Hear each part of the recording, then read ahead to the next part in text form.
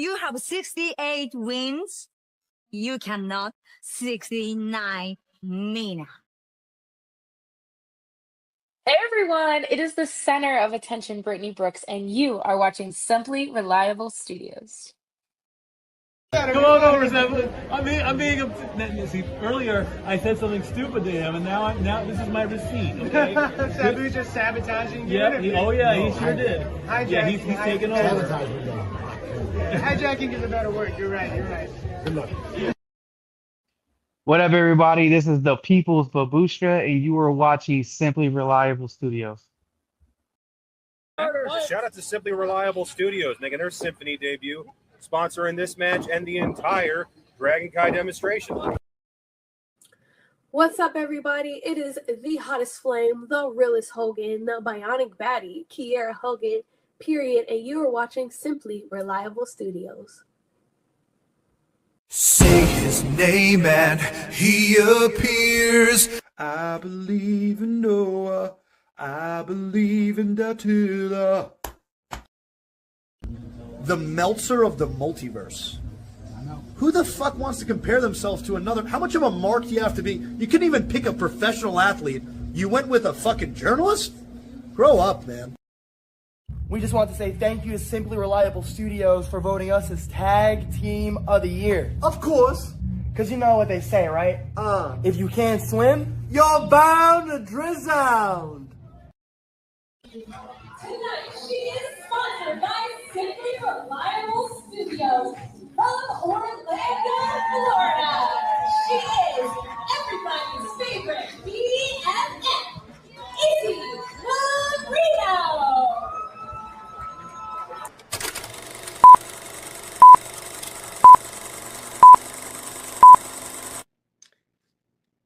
Heyo, this is Jack Cartwheel. You are watching Simply Reliable Studios. Get it? Got it. It is once again that time as we simply predict the next biggest PLE in WWE, bringing you tuna extravaganza from a little bit beyond the Midwest. And this is SummerSlam, Minnesota. Simply predicting episode number 179. Welcome in once again, everybody, to the conversation. Let's go ahead and get right into the predictions. Let's do this.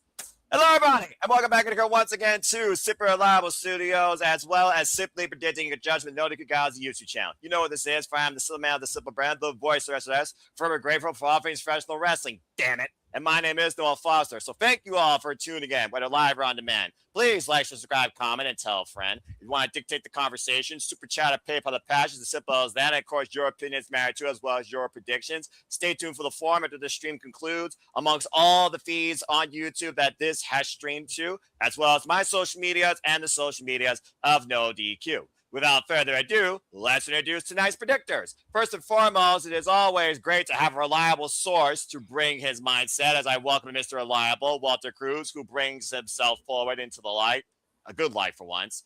Walter, ¿cómo estás? How are you? Good to see you. How you feeling about SummerSlam? Doing good. I'm actually looking forward to it. I criticized WWE for this whole 2 nights, but at least they've given a lot more matches, so we'll see. I actually, after watching SmackDown, I got a little more interested in some matches, so should be good. All right, good deal. We'll get back to you shortly. And along with him, the other half of the most reliable source here at SRS, he is our brand ambassador, social media guru, our interview, of course, aficionado, the Renegade Wrestling JJ Williams, CEO of Casting Studios. JJ, here we are once again. Let's go ahead and get right into the trope. How are you, my friend? Good to see you. Good to be seen. There it is. I'm doing good, man. Like I was telling you off the air, like I'm been listening to WWE radio a lot this week, listening to all different opinions on SummerSlam and the matches and the build and everything. And I know for you, this is summer mid, but I've gotten even more hyped this week than I was last week. Good. You know, I was already excited for the show. I was hyped about a lot of the matches. And throughout the course of the week, like the anticipation is building to where in, just a few hours, we'll be watching it, reacting to it, calling it, producing it. Damn it. And then come Sunday afterwards, we'll be discussing it afterwards. We'll be doing the shenanigans on Sunday instead of Saturdays. Broadcast note, we'll definitely remind you guys throughout, but we will be doing Sunday shenanigans instead of Saturday shenanigans. Yep. That way we can talk about both nights of SummerSlam as a whole at once, instead of just talking about one night and then having to wait a week to talk about the other night. Ugh. But that freaking nightmare. But man, I'm stoked. So in the words of No DQ's resident big baller, let's get this thing rolling, baby. I acknowledge the OBG1 all the time. And I also acknowledge the MVPs, the VIPs, the biggest bringers to the expenses of my dignity more times than over, but still have nothing but love and admiration for them, especially because one saved lives. The other one tries to figure out virtual murder mysteries. We have both the Dominguez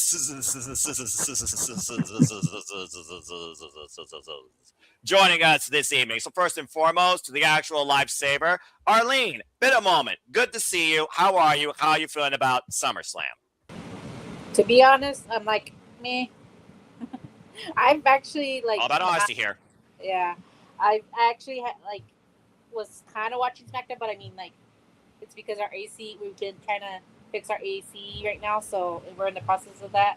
So I really didn't get to see the whole thing. I saw parts of it, but that's it. But Raw, I kind of missed it. I just know what my friend told me that happened is what had happened, and yeah, I haven't really been watching as much.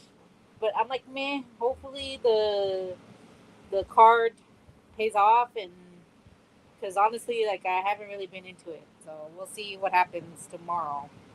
All right, that's fair. And I will say this, as one is most optimistic, I am the most indifferent outside anything but wrestling. Your expectations are what you set them, and you hope that they exceed them. And overall, like I said, there's good in everything, there's bad in everything. But let's have a good time and have a fun conversation, simply predicting, damn it. And if we want to roast like we're one of the late night hosts, I am officially Noah Ferguson, so shit might go off the rails. Stay tuned, folks. That being said, that in mind, apparently that laugh made it being Statboy approved, and it would not be a statistical analysis without another statistician on the panel, too. Good to have Statboy Mike on the call for City Predicting, and maybe further things to come. Statboy, Avatar Man, how are you this evening? How you feel about SummerSlam? Well, at first, I was getting ready to spend every dollar I had on SummerSlam because I initially wanted Oba and Robin for the belts, but, we just have to bring in Hell in a Cell, so we have to have that final rubber match between Oba and Brock. I will be strutting along with you guys tomorrow and Sunday, since I'm taking a break from ride sharing. We'll discuss that tomorrow. As far as the event itself, I can agree a little bit with Arlene there. They're stacking the deck again, and I can also agree with Mr. Reliable on this whole 2-night thing. I get it that SummerSlam is one of the four horsemen of WWE PLEs. I get it, right? But there's only so much you can do. I mean, you don't want to have a 6-hour 12-match card. Otherwise, you're probably going to end up like AEW. You got to do something to bring up the fans and everything. So that's why they go 2 nights. But it's not Sunday yet. But I'm starting my rant early, folks. Simmer for now. With that being said, it's all about pleasures and interests for right now, brother. Okay, Kilo. fine. Okay, fine. Gotcha. I'm about to say, let's keep a stable mindset here. Let's keep right now things on fair or neutral. All right, we haven't gotten into the danger zone yet. Let's put it in neutral. Okay, fine, because I'm in a car anyway. Gotcha. Go ahead. That's why I said that. For Good those idea. that don't know. All right. Well, that being said, he's not in a car, but he's parked in for the night as always. Emmanuel Dominguez of Interactive Games and Movies, bringing his own analysis here. So, Emmanuel, we'll find out who done it later in a game of Cluedo. But how are you, my friend? How you feel about SummerSlam? I'm doing good. I'm pretty excited for the card. Some matches, like any AEW, like should have been on Raw, should have been on SmackDown. But it is the card And let's see if I use my Only Mania card Oh, bloody hell. that I bought from the shop. If you want to buy your Only Mania card, it's available now. That's right. Link in the description, and the video is on YouTube. Thank you for that cheap plug and endorsement. All right. Well, that being said, folks. Let me just say before we continue, that looks good on you, Emmanuel. I know some people will say I'm conceited, self-centered with this shirt, but Give I you a am. solo shot. Show it off a little bit more. There we go. Bloody hell. The official Emmanuel Card T-shirt. I'd buy that for $1. Don't show up in work wearing that. That's all I got to say. I don't think that's corporate appropriate. All right. Thank you, Nick, I'm Manuel. not going to bring that comment up because I'm sure we're going to say his name normally throughout the course of the show, so we'll save the gimmick for that.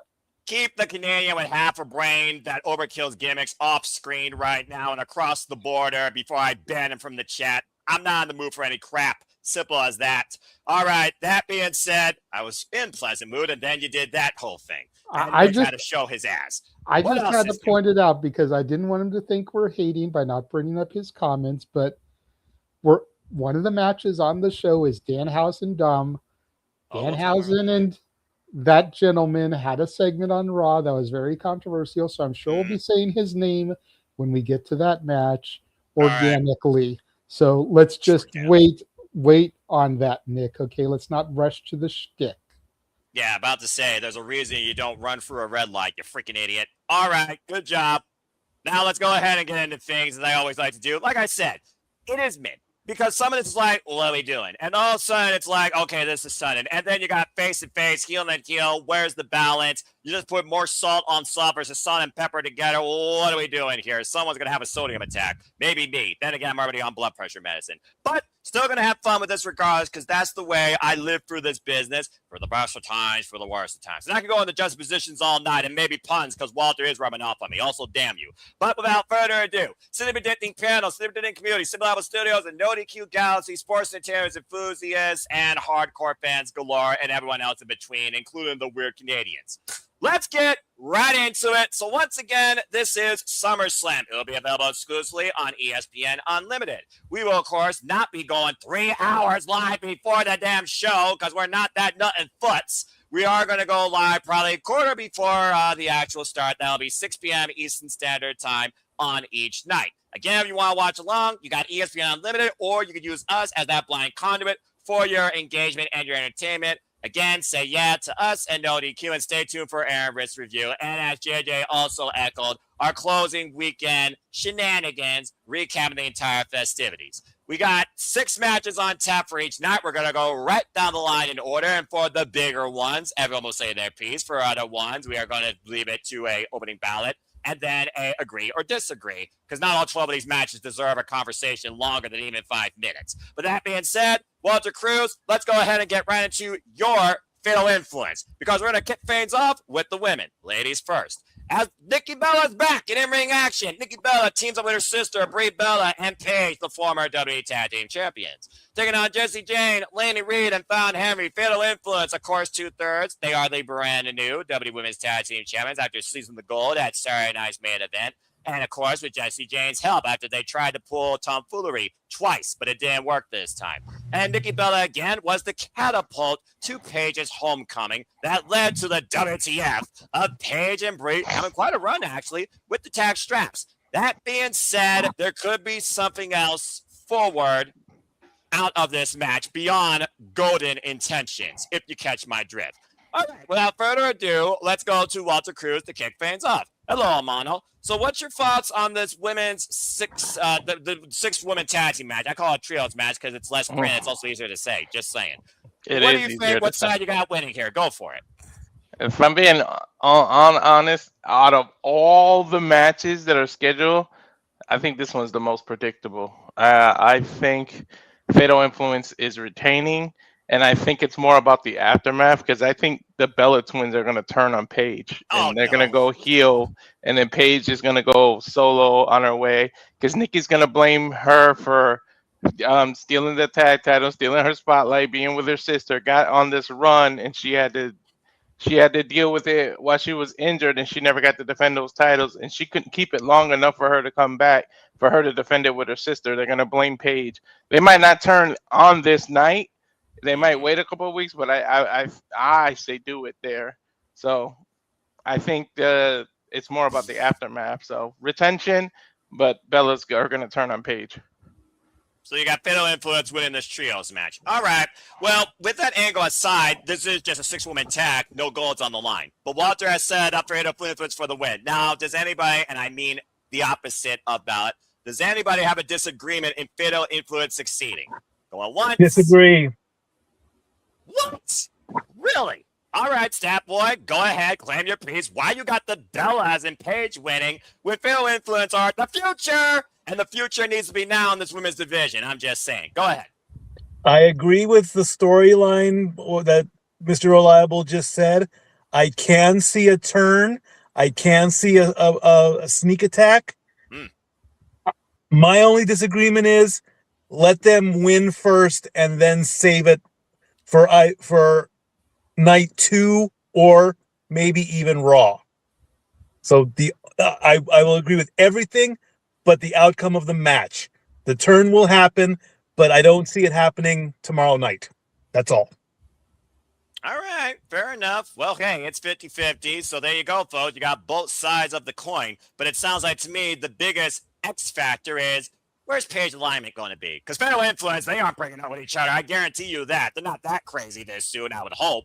Damn it. Considering that Jade is NXT, and that was the only realistic women's faction that was actually giving us any steam, not named Judgment Day in this company. So, yeah, but also, I think Fatal Influence needs the win. They just got the straps. They're the newest thing on the scene. You need to stop relying on the time capsule. I'm just saying. JJ, I do see your hand. You got to say real quick before I move on. And I also will tell what the Galaxy said, too. Yeah, Fatal Influence, I'm not disagreeing on that. Just to further the angle here, because we always talk about it here on Shenanigans and on Simply Predicting. Damn it. What is one thing that WWE is seriously lacking depth in and is being represented in this match? Women. Specifically? Women tag teams. So the Bellas turn on Paige. Who's been missing since WrestleMania that could return to align with Paige and form another team? Who am I missing? Yes, it creates another nostalgia act, but AJ Lee has been MIA and has history with Paige. Yeah. Both as a team and as rivals. The last tag match that AJ Lee and Paige had was against the Bellas, and they won. So, history, run it back. I see what you did there. Not playing that. No, definitely. We don't need to yeet. And you know, pew pew, we'll get to that later. But again, I just wanted to add to the story because if the Bellas turn on Paige, someone's got to come help her. And consider And it's not going to be Fatal Influence. No. So who would be the person to come and help Paige? I like that. Light it up. I like that extra angle, and I wouldn't mind seeing her on my screen again. And also considering where her husband is, it also makes sense they'd be traveling together. All right, fair food for thought. That being said, again, y'all opinions matter too. Before I move on, I want to give a shout out to the 29 of you that have submitted your predictions in, include but not limited to members of Team ODQ like Matthew, Jerry, Big Baller G, we acknowledge him, the Rocket, David, TJS, well, he's professional at something, Steve-O, Cass, Colin, damn it, and my fellow horseman, Fearless, Bella, Caitlin, of course, also known as Mrs. Riff, my Canadian friend Kimberly, amongst others. Again, folks, you have till 5:30 p.m. Eastern Standard Time, Saturday afternoon, to finalize your predictions for the entire weekend. Not a minute later, no changes after. And that being said, it is a majority for Fatal Influence, 18-11, 62% versus 37%. So clearly, people are investing in the future, and they're over the Fearless era. All right, good deal. Let's go. Yeah, Emmanuel, I do see your hand. What you got to say real quick before I move on? Yeah, if Triple H books this for the Bellas and Paige to win, like it's the wrong direction, and we need to stop doing the rookies lose to the Barons. We need to stop that. Fair enough. If not, we're never gonna make new stars. You gotta pay it forward somehow. And that being said, how many more times does everyone's favorite person, with everybody saying L.A. Knight? Yeah. Thank you, JJ. As we segue into the other six-man tag team match, because why the frick not? Might as well be the first hour. It is the Megastar versus Sikoa, who I did not know this dude could have this much character as a babyface. Damn. And Royce Isaacs teaming up in trios actually against Bloodline. What version are we on right now? I lost count. Jimmy and Jay Uso and Fatu in a six-man tag team match. All right, straight up, players. We've been seeing the Bloodline, of course, continuing forward in their commanding ways at the expense of everybody else. At one point, they asked Sikoa to maybe come into the family. Fatu, now the new heavy for Roman, or the new Solo, if you're looking at it that way. And the Usos back in that comfort zone where Roman says he doesn't want them to serve him. He wants them beside him. Now, have they all been equals, or is it still more of the same that was like 1,400 days in the bygone era? Just saying, as JJ might want to pull out the phaser again at the end of this. But that being said, I look at it like this before I give it to JJ to kick things off, because I acknowledge you and you're right next to your bruv. We need something, not to overkill a gimmick, but something to oppose the Bloodline, for Pete's sake. And it's got to be stars of merit. There's got to be roots connected to it. There's got to be a numbers game to try and go up against it. So right now, we got these three, and Roman, versus these three that might be a foil, considering how many times two of these men have dealt with these three men. And Royce Isaacs, for what it's worth, it's his first PLE since the Royal Rumble, so good to see him here. But let's go ahead and see what JJ thinks about this six-man tag. And yes, bro, due to our conversation, special accountability, I am writing down your predictions. JJ, do you still have the Bloodline, considering their winning ways, as they usually do under, let's call it is, any type of affair? Or do you see LA Knight, Sikoa, and Royce Keys upsetting them? We saw what happened Monday night on Raw, kind of dead even. They did neutralize Fatu afterwards, but he still was standing on his feet, so really neither team has like momentum going into this. Much like Mike's phone that might be blowing up in his car. Go ahead, JJ, your pick on this match. Well, I still acknowledge my tribal chief. As we all do. I still acknowledge the Bloodline. But when it comes to this match, I have 6 letters, 2 words. Pew, pew.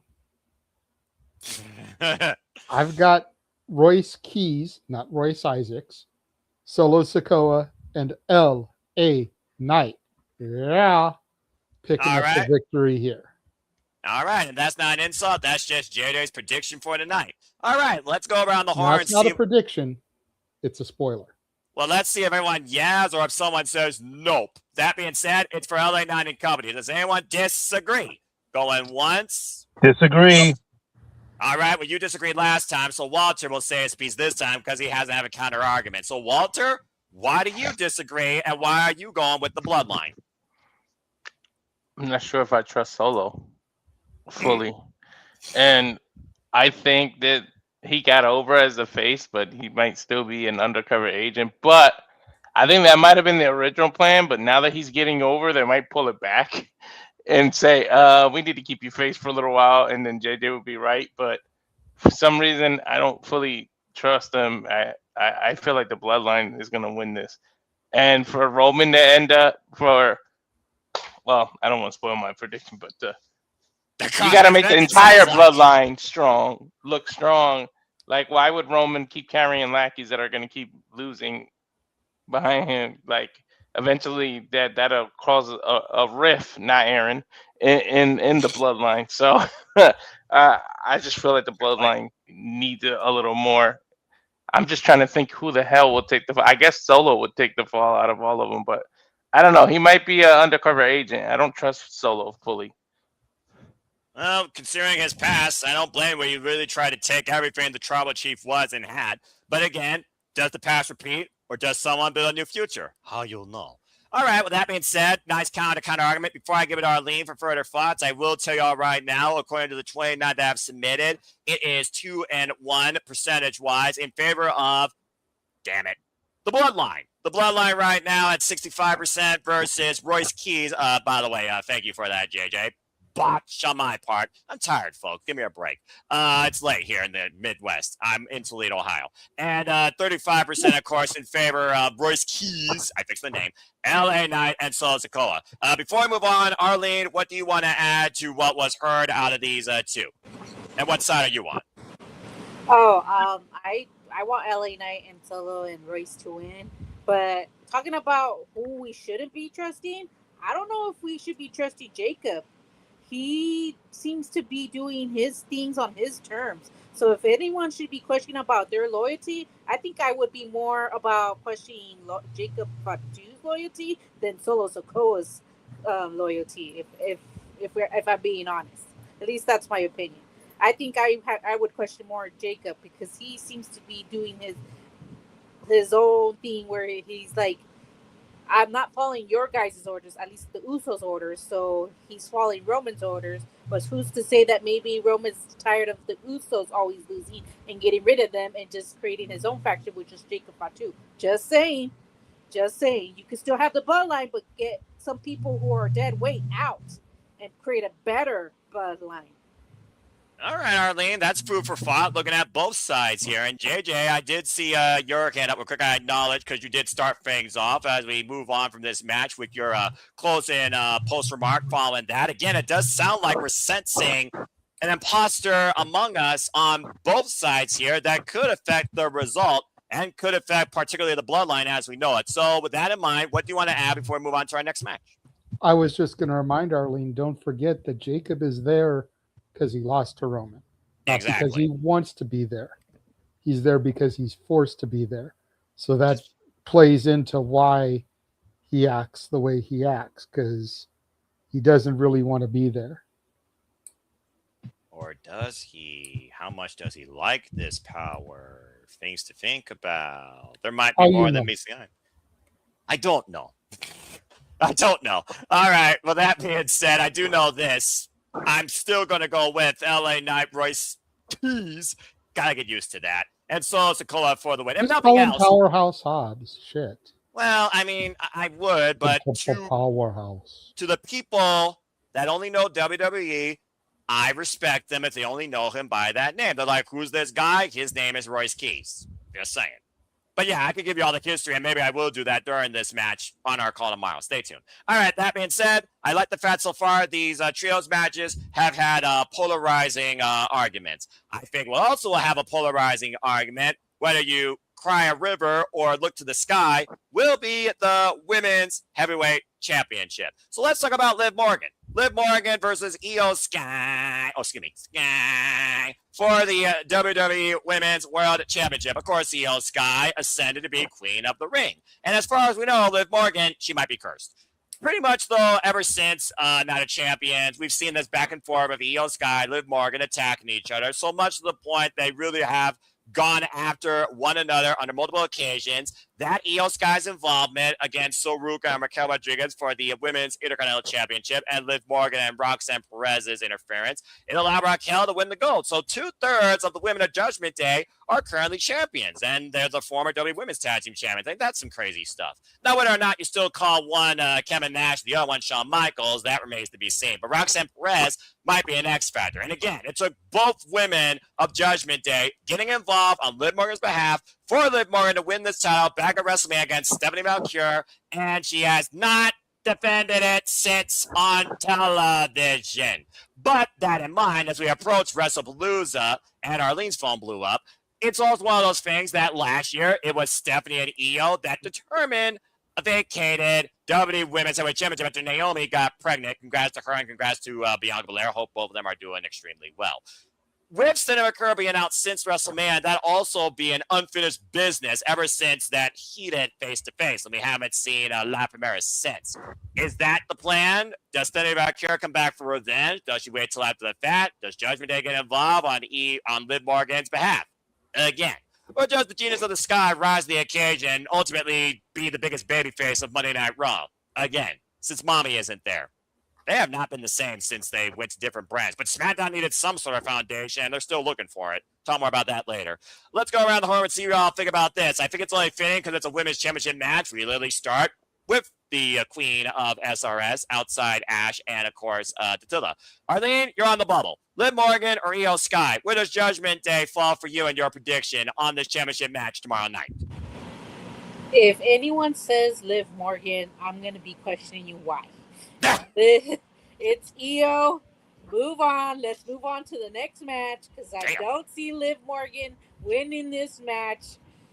Thank you. Okay. Continue. That was it. Wow. Io's winning. Liv's losing. She hasn't defended. If I'm going to rant about something, I'm just going to rant about something really quick.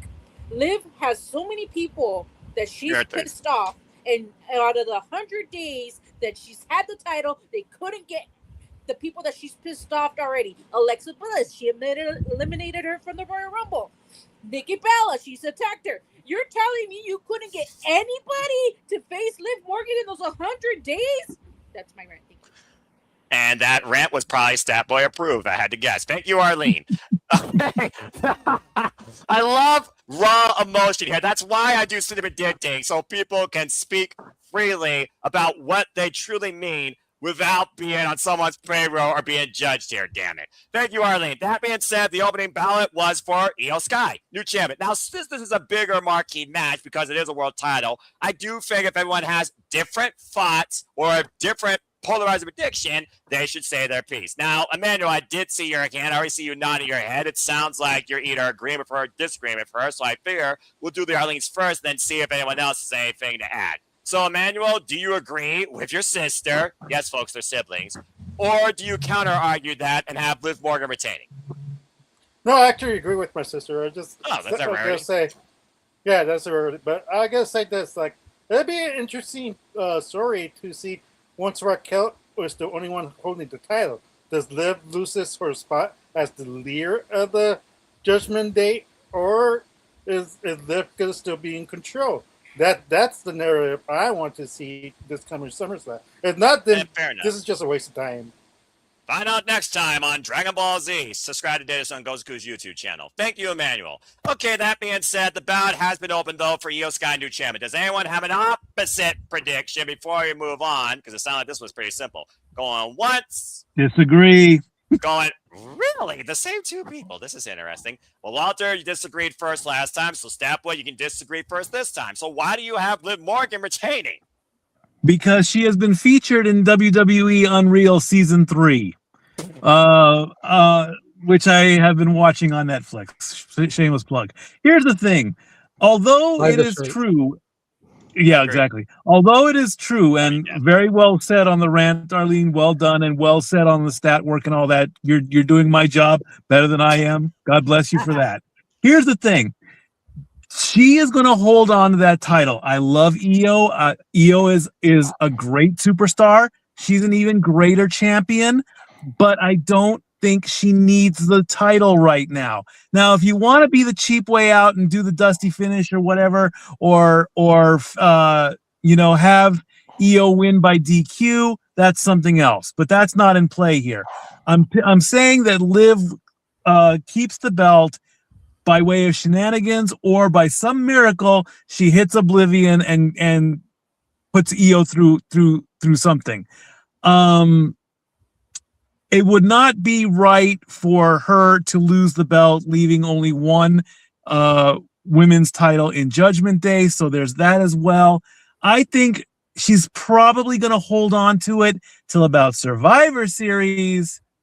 Then, of course, by then, if she's cleared and if she's back, Mommy will get her title back from Liv. So Liv's going to hold on to it. They're not going to play Mommy versus Io for a belt. It's not going to happen. Mommy has too much love for Io, so Liv's going to hold on to it for a while. Love hurts is all I got to say. Opposite brands, though. Mommy's coming back to SmackDown, not Raw. Exactly. I was also going to say... They'll figure a way. Brand split, LOL. But thank you, JJ. But sometimes I like to try and give them the benefit of the doubt because that's the reason we follow the business. All right, well, Walter, what you got to add beyond that? To Step Boy's point, then JJ, I did see you for a moment. I think you also want to say something. I've been bouncing. I've been bouncing back and forth with this. I officially picked EO initially, but I think I'm switching to Liv because WWE had when they got a thought in their head, they just don't want to listen to fans. They want to keep it. I got the weird feeling that they want to hold off until Stephanie Vicur is ready to come back so she can get her revenge on EO. And it won't be the same without the title. No, it won't need the title, just like Roman and Rock wouldn't.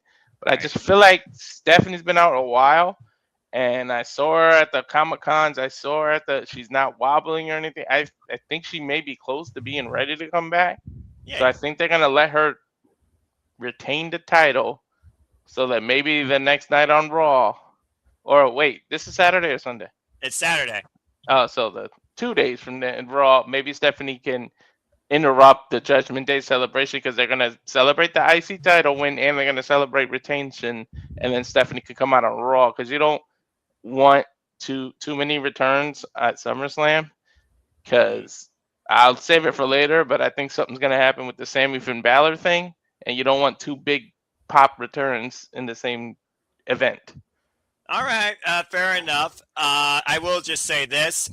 Let's not leave Roxanne Perez out of this conversation because I've been waiting for Roxanne to finally break away and become a singles champion since she left NXT, and I'm going to leave it at that. We got Money in the Bank. Well, I'm trying to hold out for that. I'm getting there, Walter. I'm getting there. But let the master chef cook because I bet JJ is thinking like me because believe it or not, folks, no matter how much we disagree, once in a blue moon, there actually is an agreement. Before I let JJ speak, I think he's thinking like me too. I already know what's going to the top row, the three wise men of SRS. Go figure. That being said, JJ, before I give it to you to close things out here, you want to know how polarizing this match is? It's almost 50-50. In favor of the challenger in 51% versus the champion at 49%. That's how 50-50 this match is. So, JJ, with that statistic out there and all the thoughts you heard, what do you want to say in closing before we move on? And again, Stephanie, Roxanne, Judgment Day, Domination, the ongoing act running longer than freaking My Chemical Romance tour, it feels like. What do you got to say? Are you passing judgment here on Judgment Day? Prematurely. Or go ahead. What do you got to say? This is one of the matches that I was the most torn on. I think most people were. As you pointed out, 51-49 in the universe, the galaxy. Yep. I originally was looking at this match and wondering where was it going to be placed. Because I felt like placement was key for everything. Right. And then we discovered this is on Saturday. Dominic Danhausen is on Sunday. Correct. So I'm a touch a little bit on that in touching on this because I feel like it's a point counterpoint situation. Go ahead. Once Dom wins, because I feel like Dom is going to beat Danhausen, get his human monies back, then the curse is broken on the Judgment Day. Because he tried to pay the money to get uncursed, didn't work. So in theory, A-Town down, but in theory, by winning his money back, Judgment Day would be decursed. Then Liv could retain. The curse isn't going to be broken yet. So Liv lose. But then there's Money in the Bank and Roxanne Perez. And Roxanne cashing in on Liv as Raquel is still Intercontinental Champion makes for a great story. Yes. But an even better story is Io winning the title, Rhea returning at the Rumble and winning, finally defeating Io at Mania to get her belt back, because Rumble can challenge for any title. Correct. That's how you move her from SmackDown back to Raw. Hey, Debbie, are you listening to JJ? Are you listening to JJ? And- He's still and- wanting to be hired. Continue. And then Roxanne pull a Seth Rollins heist of the century and take the belt from Rhea when she's defeated Io. Damn. Look at you, Mr. Advanced Booker. Retconning for the women. So you've got Io defeating Liv, Rhea conquering her demon, the demon in her dreams, the unbeatable Io Sky, only for it to be taken right out of her fingertips again. I love that.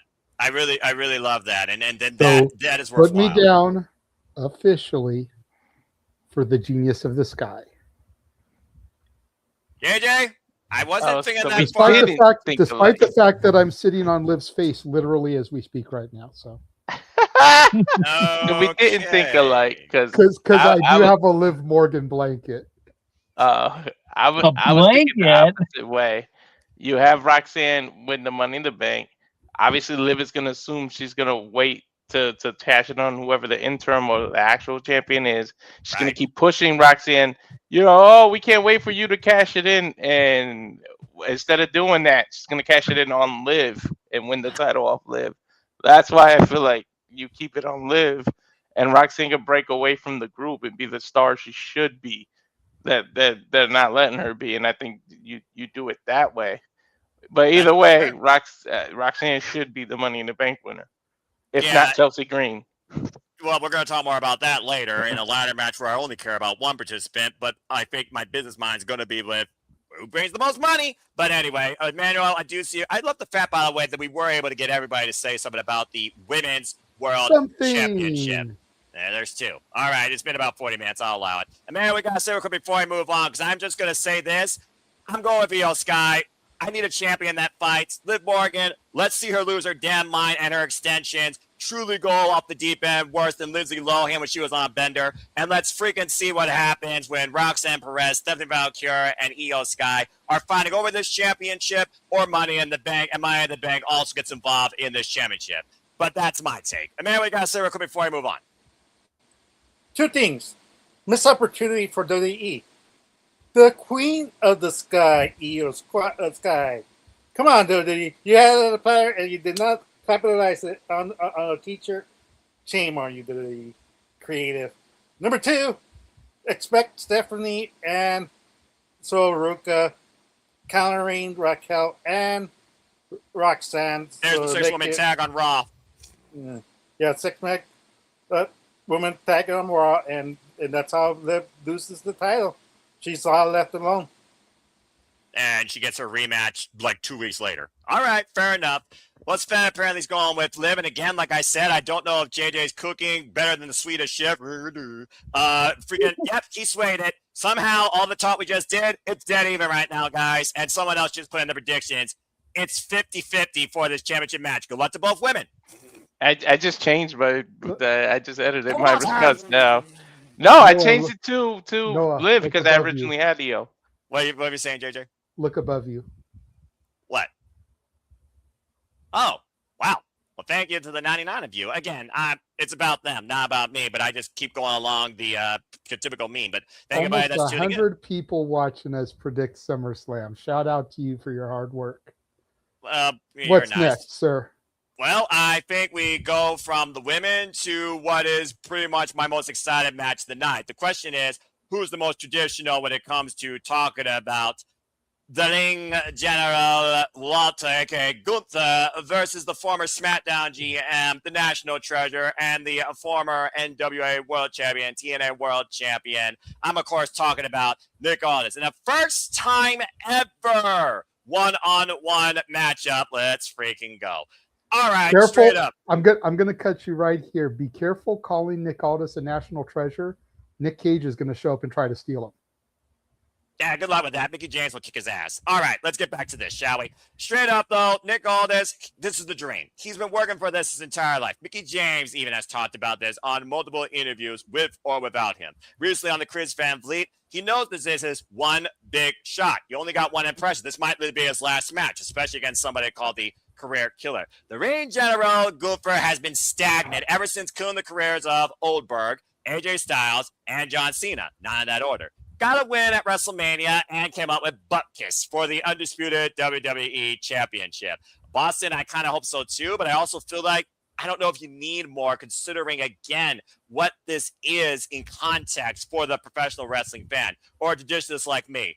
But I'm not going to, just stew over this all night. That's not why we're here. We're simply predicting.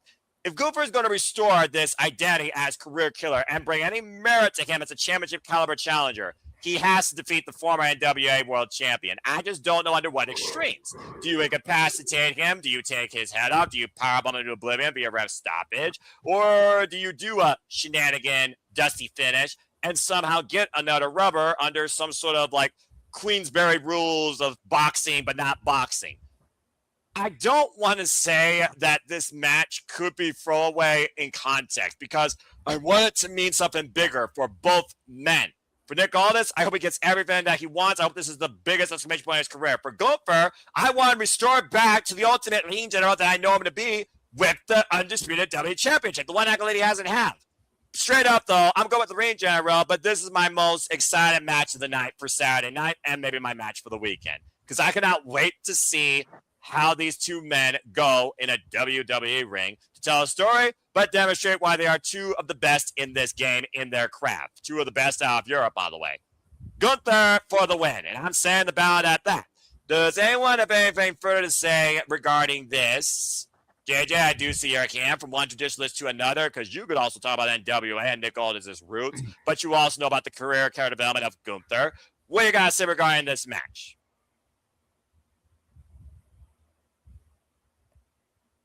I disagree. What? I've got Nick Aldis getting the victory here. Wow. Do tell. I don't know how. I don't know if it's going to be a quick roll-up. I don't know if it's going to be a disqualification. Maybe Gunther is going to get so furious that he can't put Aldis away that he ends up getting himself disqualified. But I've got Aldis here. And I think it's because of two big reasons. Number one, this isn't going to be the only match. Because if this was going to be a retirement thing, it would be billed as a retirement thing. Also, if Nick loses, he can't just go right back to being SmackDown GM next week. Correct. He suspended his duties temporarily. Adam Pearce is back to control of both shows. So if you're going to be suspended of duties for a while, let's make it worth it.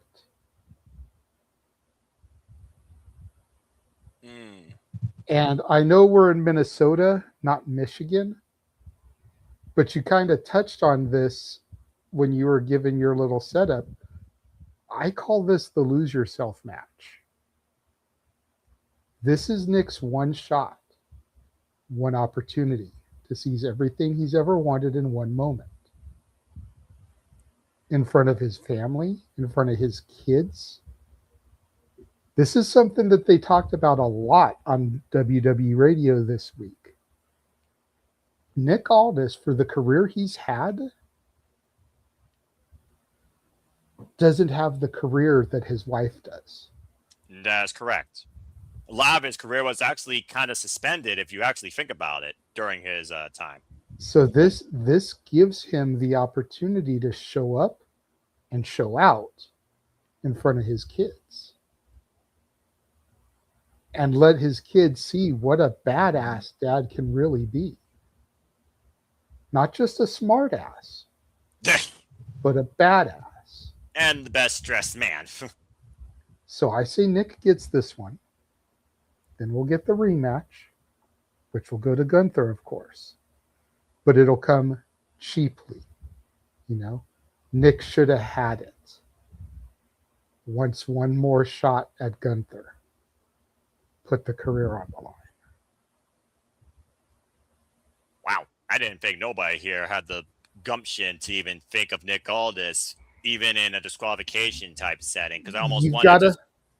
You've got to think about it. Those of us that are in this room right now know about Nick Aldis, the NWA champion. And he did do some underhand tactics during that run. We know about Nick Aldis, the TNA world champion. Magnus. The man who was thrust into the shoes of AJ Styles when AJ said, "Fuck you, I'm going to New Japan." Yeah. That's another thing they talked about. Anybody that got put into that spot when AJ left was going to have a rough run. But somehow Magnus managed to make it work. We know about that man. The Busted Open Army tonight this morning from Minnesota asked the audience live that was there how many people know about Nick Aldis, the wrestler. The majority of them did not know. There is an entire generation that only knows about the suit and tie general manager, that does not know what that man can do when he climbs into the ropes. He's going to show the world. Nick Aldis is getting the dub here. I will also say on SmackDown tonight, we actually saw a touch of what Aldis can do because he had Gunther trapped momentarily in the cloverleaf before security broke up the altercation with Adam Pearce. So tensions have hit a boiling point here where I almost think this is going to end under submission, and I can't wait. But thank you for that counter argument. Before I move on, and I give it to Arlene to say something here real quick, I will say right now it is in favor of 4-1. 80% have the lean general, while 20% have Nick Aldis. That is 24-6 in the ballot pool right now. And I do think it comes down more to unfamiliarity of Nick Aldis' career in pro wrestling versus the short-term typical exhibition talent standing up to a general manager, even though in this case, they're both kind of heelish. Arlene, I saw your hand. What you guys say real quick before I move on? In case you didn't see my brother, he said he was going to pick Gunther, but I am with JJ. I feel like Gunther needs this win, but I feel like if you're going to put Nick Aldis in his first match in forever and have him lose, I feel like what was the point of it all, right? So I kind of agree with JJ. I mean, I guess Gunther needs it, and I mean, they've been kind of messing up his run with Gunther anyways. Honestly, I feel like Nick Aldis needs it, Gunther needs it, but right. I feel like Nick needs it the most because he risks being a manager for this match. If he's not gonna win it, what's that say about him? So I feel like JJ said, something's gonna happen that Gunther's gonna lose, and there's gonna be another match after this. Maybe it'll end up being like a best out of 3 kind of match, and where Gunther wins the second one, and then the third one will be solved in the Hell in a Cell match, I feel like. But I'm with JJ. I feel like Nick Aldis needs this a little bit more than Gunther. So that's fair, and honestly, 2 out of 3 falls would fit both these men and their styles, and truly, I think would dictate who the better wrestler is, because I think Gunther, much like we said with Seth Rollins, wants to prove that Nick Aldis can't lace his boots. It's more than just trying to make him his bitch at this point. It's become personal and professional at the same time, because both these men are so traditional in their style. This is as old school as it gets, especially for British strong style fans like myself. Gunther, one of the best across all promotions in Europe, by the way, just saying. I did see, Statboy, you have a counterpoint to add versus what you've heard. What you guys say real quick before we move on? Go ahead. I'm going to say that Gunther is going to win this match. Here's why. It has been stated in sports and in life, sometimes when you lose, you win. It'll be okay if Nick Aldis loses, because in the eyes of the fans, in the eyes of WWE executives, in the eyes of wherever, Nick Aldis stepped into the ring with the ring general and could have taken him to the limits, could have beaten him, could have done a lot of things. It's going to be okay. Here's what Gunther's going to do. Gunther is going to do the good old-fashioned, I beat you, I'm done with you, I want nothing more to do with you, you're done, it's over. Exactly. That is what Gunther does. He is the ring general for a reason. He is a tactical soldier in the ring. He will find a way to pick you apart. He's going to do that in the match. He's going to be methodical about it. He's going to pick apart, and he's going to keep attacking and attacking and attacking. And unfortunately, Nick Aldis is not going to survive. But it's the end game. It's the end result. If you remember, also, John Cena did the same thing when he was in his rookie year. He lost a lot of his matches. Who stepped up and shook his hand? The Undertaker. Cena ended up winning after that and turning into the Doctor of Thugonomics and everything else. Will the feud continue? Of course it will. It'll be written beautifully. Then Nick Aldis can have his win legitimately. I don't see him making Gunther tap eventually. I do see a quick pin. He'll do something smart-handed to get the win, and then it'll be over. But for now, the ring general stands tall. Well, all I know is he hasn't had a match since October 2023. And again, Ring Rust truly could be your worst enemy. But Nick Aldis, much like some people in this business, doesn't look like he aged. And he looks like he's built like a freaking tank. And there's no doubt in my mind, every time he's in that suit, he's in the gym. Probably not in, in suit at the gym. I just feel like, to me, that much like the weird Pat McAfee, there's going to be mutual respect and a handshake, and that's going to be it. Sometimes an employee needs to be humbled by their employer, especially in this wrestling business. If Gunther was ever going to be humble for one moment against somebody with as traditional roots as him in this business, Nick Aldis is that guy. He is that foil. If you don't name either Dragunov, who's been MII for I don't know how long, and I'm still waiting for that match out of the main roster. But again, I love all these different takes with the fact that there is so much expectation in what could come out forward for Nick Aldis versus just Gunther pleading for his next damn title shot. Career killer or not, the Ring General versus the National Treasure, that is professional wrestling to me, damn it, and I can't wait for this. All right, but good job, everybody. I love the fact we did all pick different picks. It wasn't unanimous. I was kind of worried about that with this match, and it really shows how important this is. Now, I will be very, very, very shocked if we think that's unanimous for this, because in hell is there heaven for one Oba Femi? Or does he get annihilated and conquered by the beast, Brock Lesnar? Because it's Brock versus Oba 3 inside Hell in a Cell. All right, the story writes itself. WrestleMania, he retired. Not Clash in Italy, Brock Lesnar. It took 7 F5s, but he did beat the ruler. Since then, it's been a game of chicken. It's been a game of insults. It's been a game of, you would think there's a restraining order against these two men. Oba Femi got tired of running, called him a coward, called him a bitch. Now Brock Lesnar has a new shirt, talk shit, get hit, but he hasn't hit him since that first shot below the belt in the uprights for a former Shotplat champion. This past Monday night on Raw, we saw the Hell in a Cell. We had a weigh-in. I don't give a damn about the weight. The weight is indifferent here. It's the tension. It's the importance. It's the future of the business. Damn it.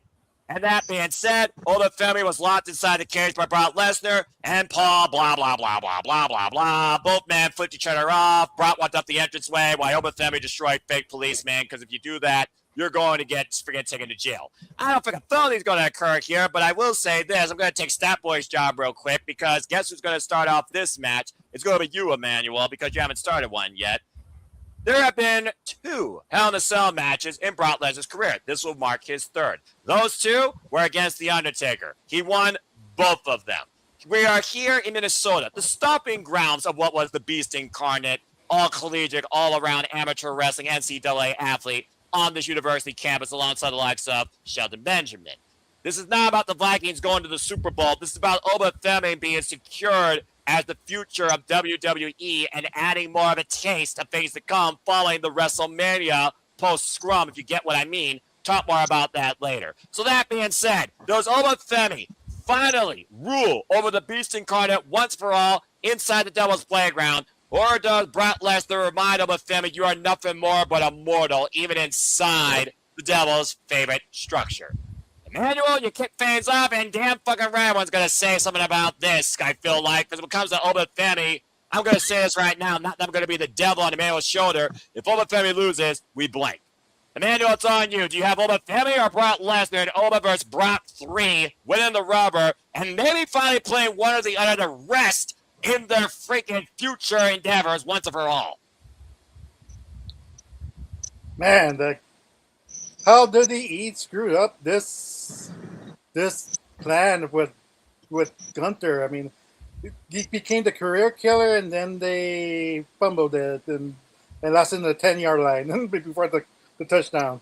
If you get that reference, but I'm going to throw a flag at you if you don't get back to this match real quick. Yeah, save it for the sports bar in 2 weeks. The cheap plug. Continue, Emmanuel. Thank you. Again, sports indifferent, wrestling invested. Continue.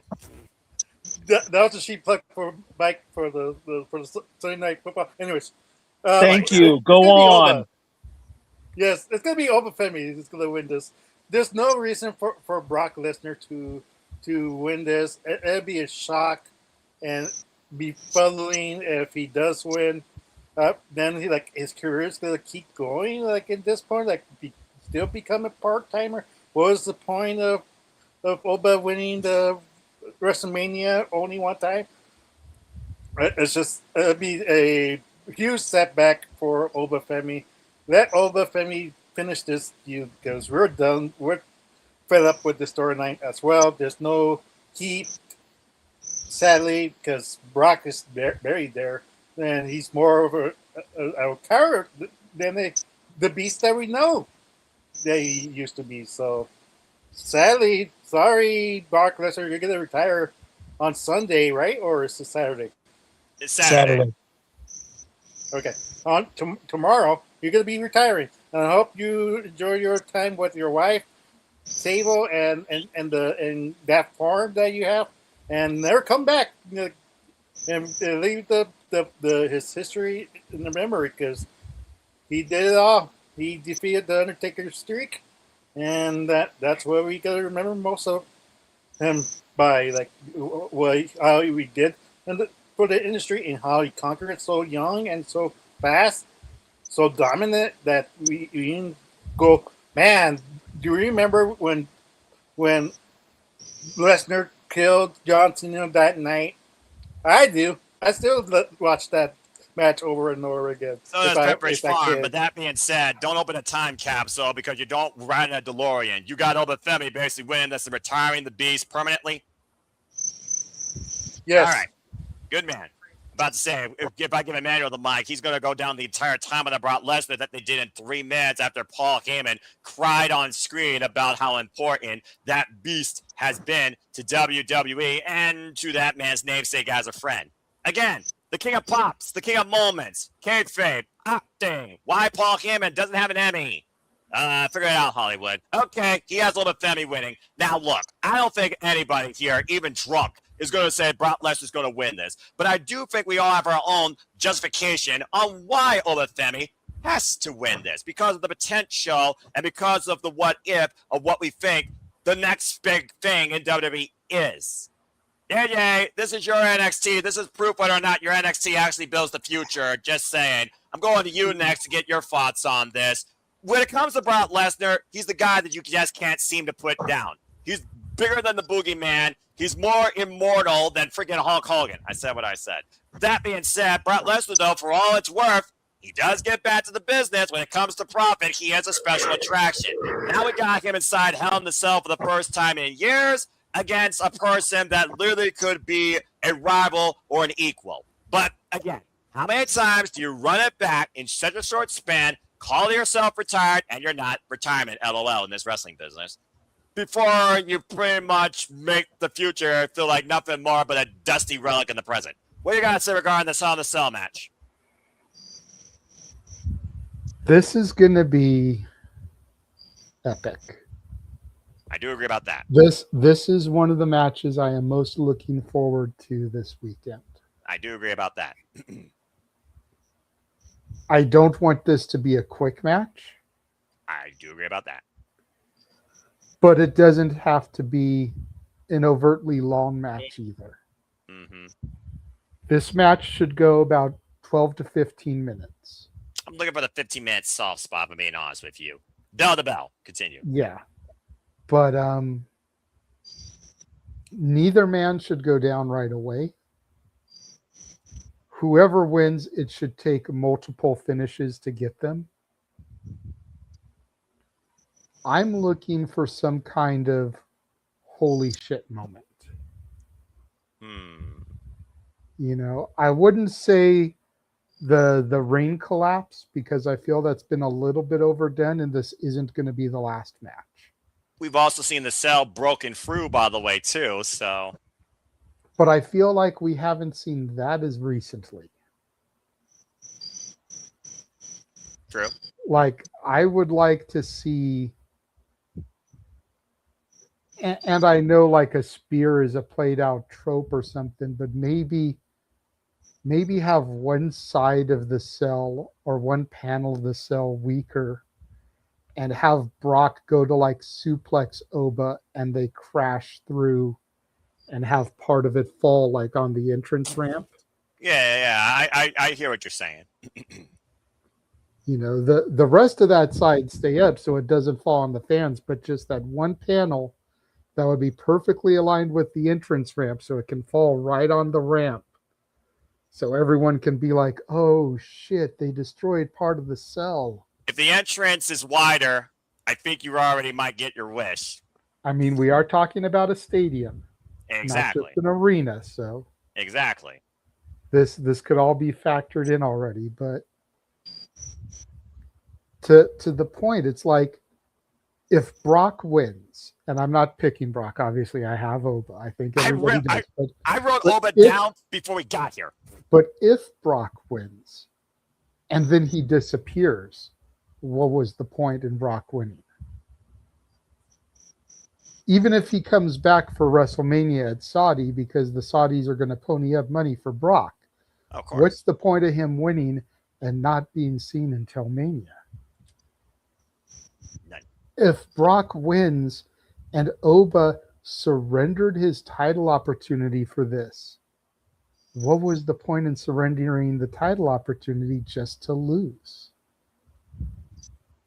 Oba has to take this.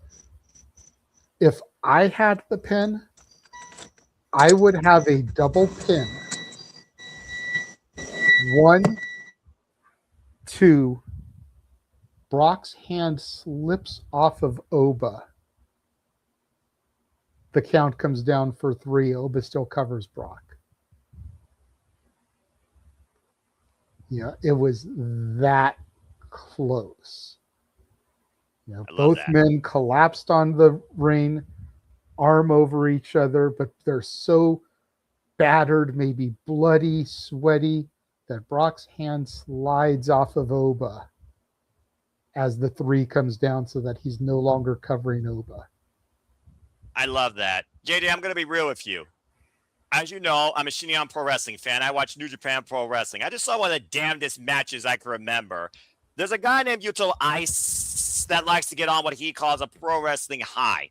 He will literally let his body be configured into human beef to test his mental. And he tested it against the IWGP Heavyweight Champion, Yota Tsuji. He slapped the fucking shit out of this man for 25 minutes, and still they brutalized each other to the point they were down for a double count, and Yota Tsuji got up at 9.5 to win the match and immediately collapsed while freaking Ice was still knocked unconscious. I want to see the end of a war, literally, with these two behemoths, kaijus. I want to see bloody, battered, broken, bruised, exhausted to the point you might need a defibrillator to resuscitate one, and maybe they literally cover one man, drapes the arm over, or they don't answer a 10 count. There has to be a definitive decider that Oba Femi is declared the ruler and Brock Lesnar is no longer the beast. The beast has been slain. Not by a beast slayer, not by a phenom,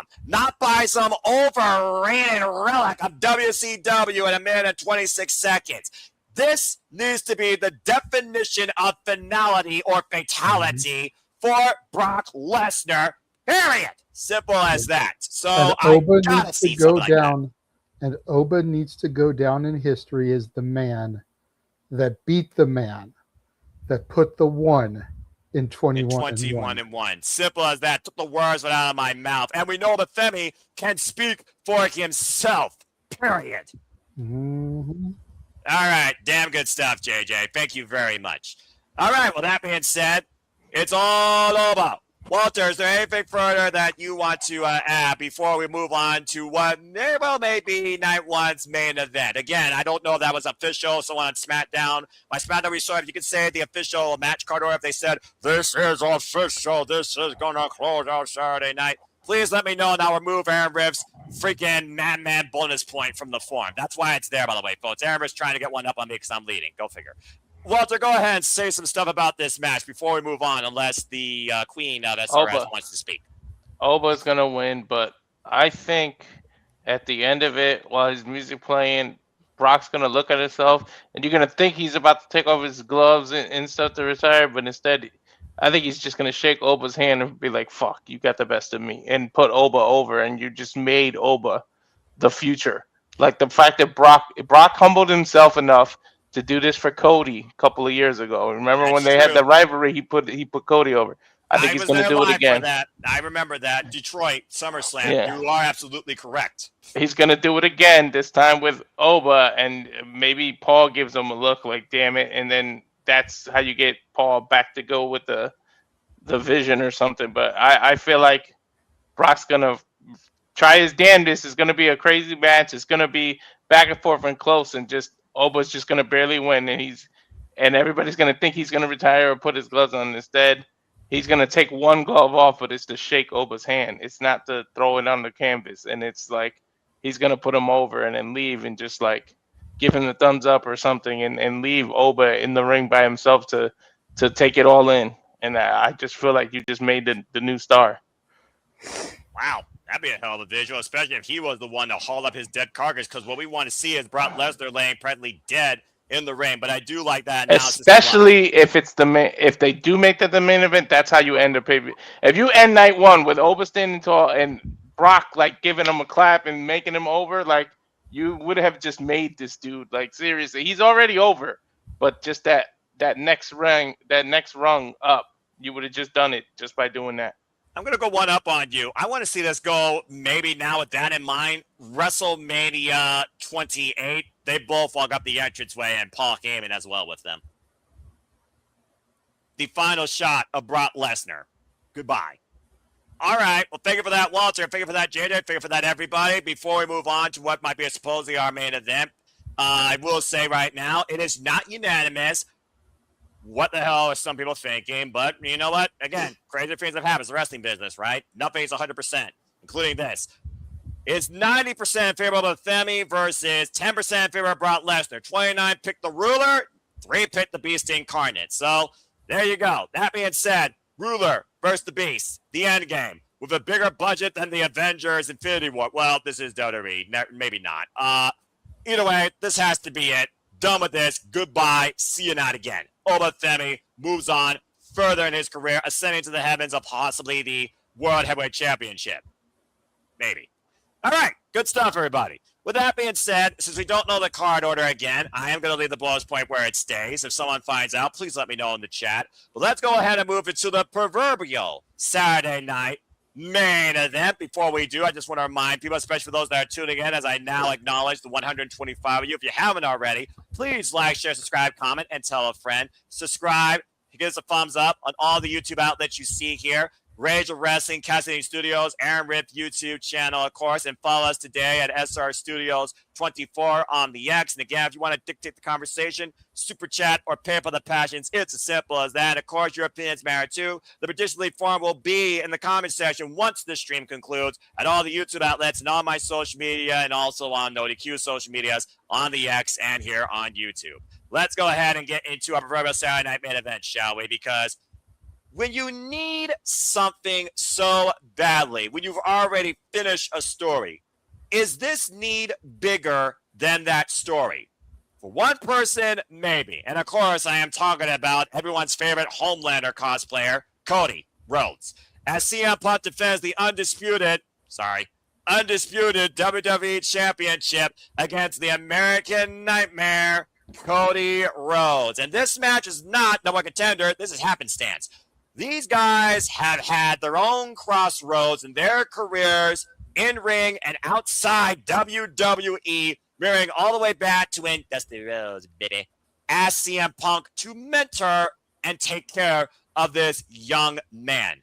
Why one went on to go from undesirable to undeniable to fucking undisputed, the voice of the voiceless, the changer in the culture, returned home to WWE in his own second coming in Chicago, and the rest is history there. We have teased this now for 2 years in Royal Rumble, and all it took was one word: win. The win is tomorrow. Cody Rhodes, CM Punk, finally in the ring together at the Summer's WrestleMania. Night 1 SummerSlam for the Undisputed WWE Championship. The biggest question here is Cody's need greater than what CM Punk calls himself to be, the best in the world? Tensions continued to escalate on Friday Night SmackDown, but it wasn't really physical as it was just more so a bit of, you're not my friend, da-da-da, you don't like me, da-da-da-da, but when it comes to this championship, this is all that matters because this proves I am the best. And Cody Rhodes admit that. Right now, he's not QB1. He's QB2. We also, of course, saw the integrity of this match kept at Saturday Night's main event where they fed it off Gunther and Sami Zayn thanks to the interference of one Nick Aldis, because this almost was turned into a fatal four-way, or as I like to call it, a clusterfuck. That being said, CM Punk just won this title a couple weeks ago in Chicago against Sami Zayn on a whim after losing to Roman Reigns at WrestleMania and was out indefinitely. And of course, last year at SummerSlam, he won gold and lost it in 5 minutes, 26 seconds. Like Cody Rhodes, he beat the GOAT, John Cena, and won his second Undisputed WWE Championship. So does SummerSlam become the stage of the American Nightmare, or does CM Punk truly prove once and for all against very much his greatest friend and probably greatest rival that he is the best in the world? Let's go around the horn and see what you all think about this. Everyone will say their piece, and since everybody has started a match, and this is number 6, we're going back in the order, which means, Walter, it's on you first. Walter, CM Punk, Cody Rhodes, who defines the fall season, not football, as the Undisputed WWE Champion, who loses their mind in the defeat. What lies ahead, besides maybe Finn Balor or Sami Zayn? Stay tuned for our Talk About Sunday. Who needs this more? Is someone being redeemed? Is someone getting revenge? Who leaves Saturday night with the Undisputed WWE Championship? Go ahead. I think it's going to be a good match, back and forth. I think CM Punk retains, though. Cody doesn't need to keep losing the title, winning it back, losing the title, winning it back. Like, John Cena did it 16 times over. I know. But even sometimes he caught breaks in between it. Not Jesus, like every 3 months that it seems like Cody has the damn title back on him.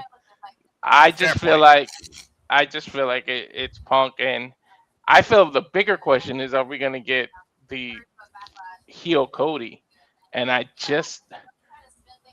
feel like it will be teased, but I don't think they want to pull the trigger because we're closer to October and that Street Fighter movie's coming out. And do you really want a heel Cody Rhodes when you're about to promote the hell out of this movie? So that's why I feel like you're not going to get that version of Cody yet. But maybe the Rumbles and Sunday, maybe closer to WrestleMania, you should get that version of Cody. But I don't think you do it now just because that damn Street Fighter movie's coming out. And today on SmackDown, they even played the music from Street Fighter. They played Guile. When you fight Guile in his stage and they showed Cody, they literally played the music that's in the background. I remember that distinctively from Street Fighter. So I feel like they're going to do this inside promoting the hell out of the movie. You know how WWE is. So you can't do that with a heel Cody, but at the same time, people are going to take my words and twist and say, well, that's why you would have him win the title too. He's popular enough to not have to have the title to make a movie bigger than what it is. And plus you have another title and another person that's in the same movie. So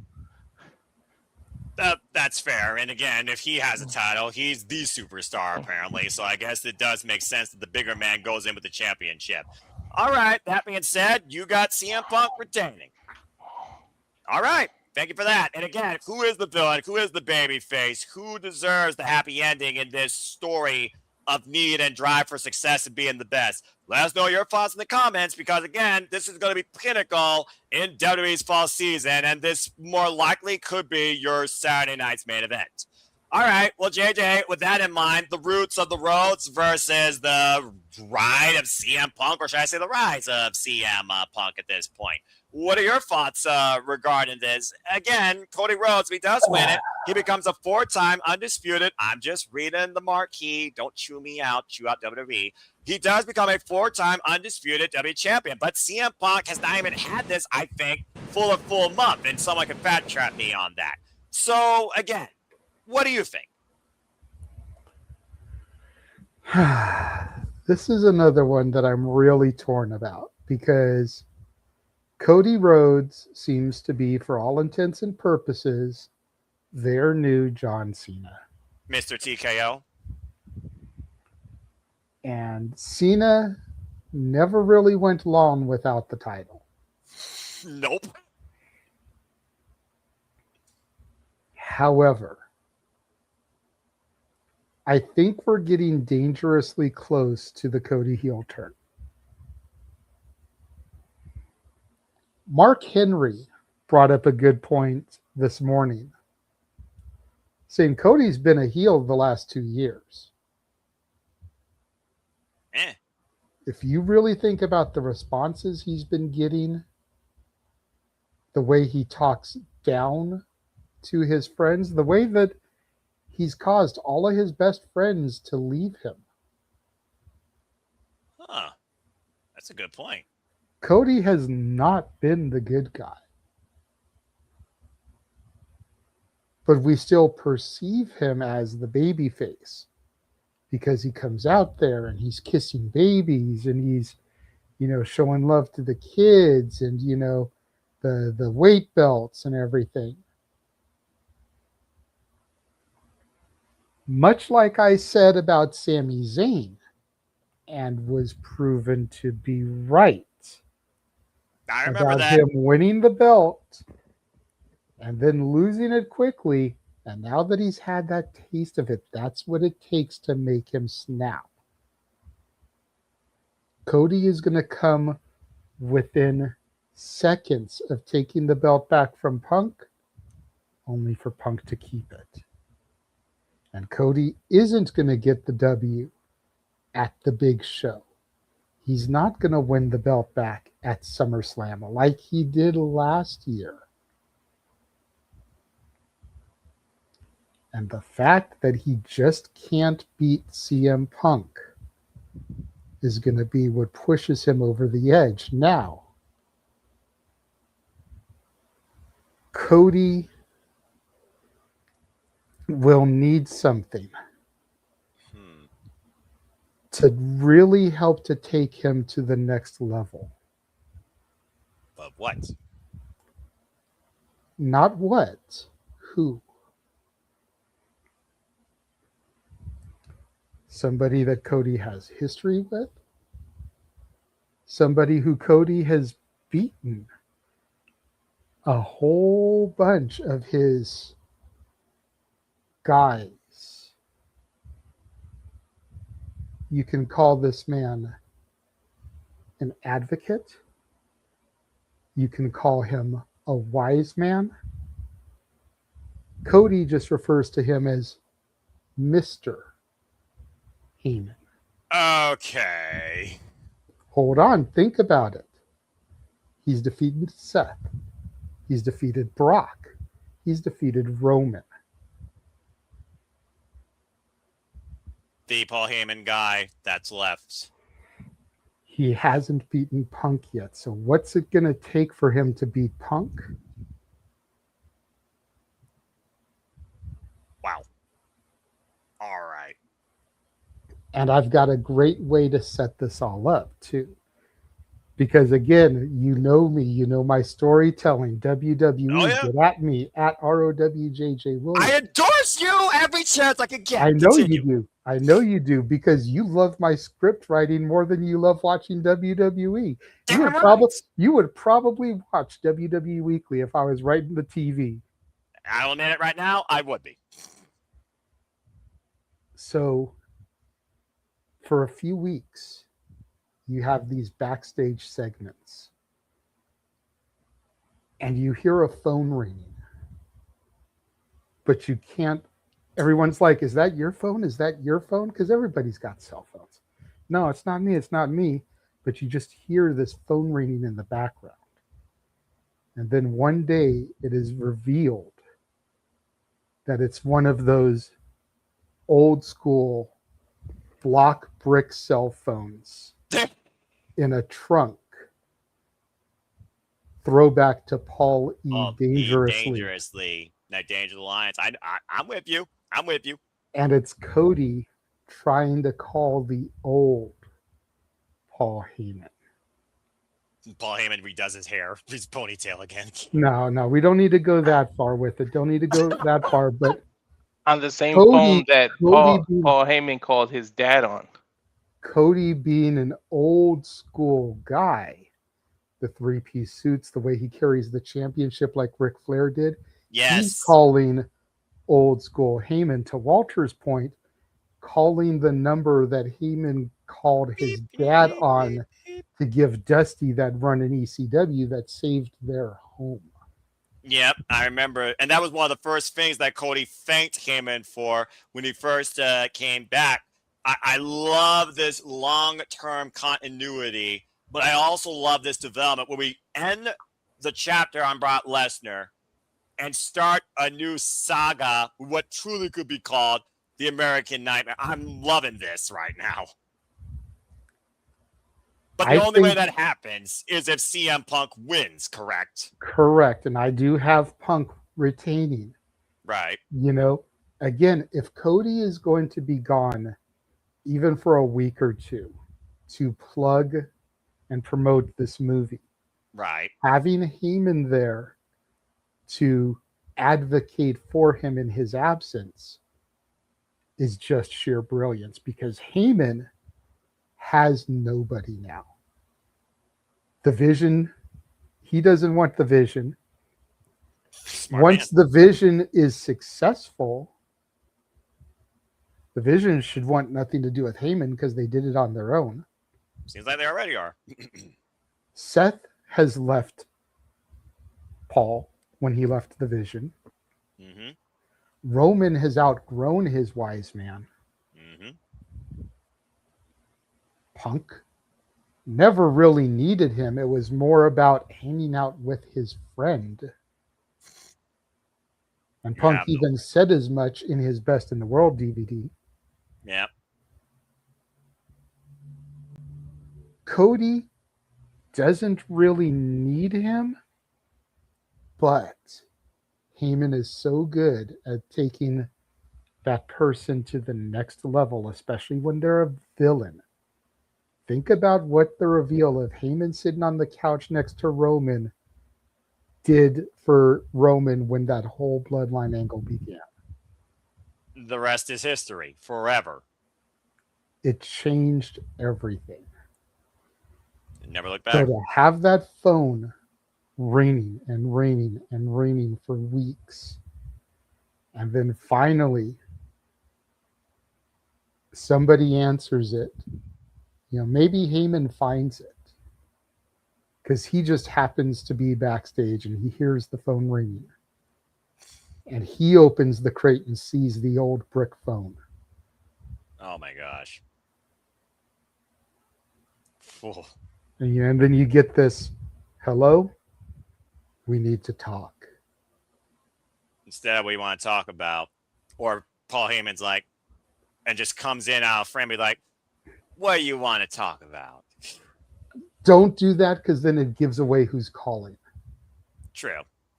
And you don't want to give that away until it's the right moment.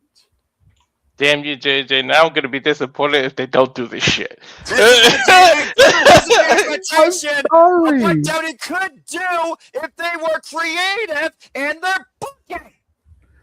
But that being said, I'm sorry. But that being said, applause to the best creative mind in the wrestling business right now, not higher. But that being said, we get back to Sleepy Dit Day because this was a match worthwhile in fantasy booking. Because if this happens, you got me back as a fan, maybe in WWE, at least for the blue brand, because that's what the SPW champion will reside. He's booking, brought up the numbers. Look at the numbers. Look, he does have CM Punk look at retained. Charles. Charles is sick. Yep. He is unable to join us because he's got something. He's like, Yeah. They need to do this. JJ gave the pro wrestling high without being in the ring at all and not even writing a single thought down. This was just feed from his brain, and it's absolutely incredible. And the fact of the matter also, I didn't even think about this. Last year when Cody did win the Undisputed WWE Championship, it was the final note on the entire SummerSlam weekend. Y'all remember what happened at Saturday night last year? You just had a big title change, the big rules, Money in the Bank, but of course, Paul Heyman, he was there in that moment. Here, though, this right here, you want this two-night SummerSlam to be memorable, you need a WTF both nights. And if I'm being genuinely honest, there is a bigger what if to come. What do you talk about after this weekend's done out of the first night than there is out of Sunday night? And that right there ellipses anything else that I could think of or had a what if, because I'll be straight up. I don't think Cody Rhodes is going to turn heel because he's Mr. TKO. There's too much corporate investment in him. But with Roman Reigns tweeting, and even when he was heel, biggest money draw, biggest must-see attraction, biggest fan to talk about, and people have been waiting for Cody Rhodes to go back to black hair, kryptonite Rhodes, since he took on Brody Lee in that dog collar match in front of nobody during the damn pandemic. I kind of wish he kept that look. This right here would change the entire manifestation of even Ash's outlook probably of Cody Rhodes as we know it. This is beyond brilliant, but the only way it happens, cause and effect, CM Punk needs to leave with the championship. And I agree. I don't think Cody Rhodes needs to be a 4-time Undisputed WWE champion, let alone 2 times in the same damn year, much like last year. How many times do we play the same record on repeat before you get tired of the damn song or break the vinyl in half? Well, maybe not vinyl because vinyl's valuable. Delete the damn soundtrack from your iTunes playlist. Regardless, I do think everything from JJ's S-rank booking to what I hope to see develop one day in Cody has to involve CM Punk retaining. Now, whether or not straight up traditional wrestling, the better wrestler who is the best in the world, because maybe that's what the root of it all is when it comes to these two men's merit and value and pride, or you get the WTF that JJ talked about. CM Punk has to leave the Undisputed WWE title. It's as simple as that. All right, that being said, before I give it to Dominguez, we move on to real care. Because I know these two have their own vocal thoughts. Because one's biggest fans, Randy Orton, and well, the less we talk about that WrestleMania match, the better. Emmanuel, I mean, again, I don't think he hates Cody like John Cena. Again, no chakra. But Emmanuel, I will say this, and JJ, you definitely influenced the panel a tiny bit. Almost unanimous with CM Punk. One brave soul has picked Cody Rhodes. It is 97% to 3%. In favor of the Undisputed WWE Champion retaining. Emmanuel, what you got to say real quick before we finally move on from this as we hit the halftime point? He's playing his Emmanuel card. He's the one brave soul. No, unfortunately, I actually went for CM Punk. Oh, okay, good man. I was about to say, Jesus. That's why he's wearing the shirt. Yeah, that's why I'm wearing the shirt. Whoever the brave soul played that Emmanuel card. Good for you. You're a bloody loon! You're a bloody freaking loon! Continue. Well, yeah. Hello, Lily. CM Punk should win this, hands down. Like, there's no reason for Cody to regain it because if you had Cody retaining, I think you're gonna alienate more fans and drive more fans out of the WWE fandom. I mean, they're sick of tired of Cody Vander per se, and let's face facts. Like even there's some people who are fed up with Punk's reign. So what do you do here? It's like just give the title to somebody else and see where they take it. Like I'm not sure if you give it to Balor and see if that brings viewers in, get the shock. Like get the redemption that he always wanted, and be longer than 1 day reign. That would be something. Something. But, yeah, something. Game 3. There's another drink. But I feel like if out everybody, if somebody's gonna turn heel, it's CM Punk. Maybe because Heyman got into his ear. Yeah, he has more to lose than gain. If Cody turns heel, that'd be a shock, but that means like for weeks that Cody knew he was going to lose and need Heyman's help to win him. So one of these two individuals going to call Paul Heyman to help him out and distract the other wrestler, and that's how they win the title. All right.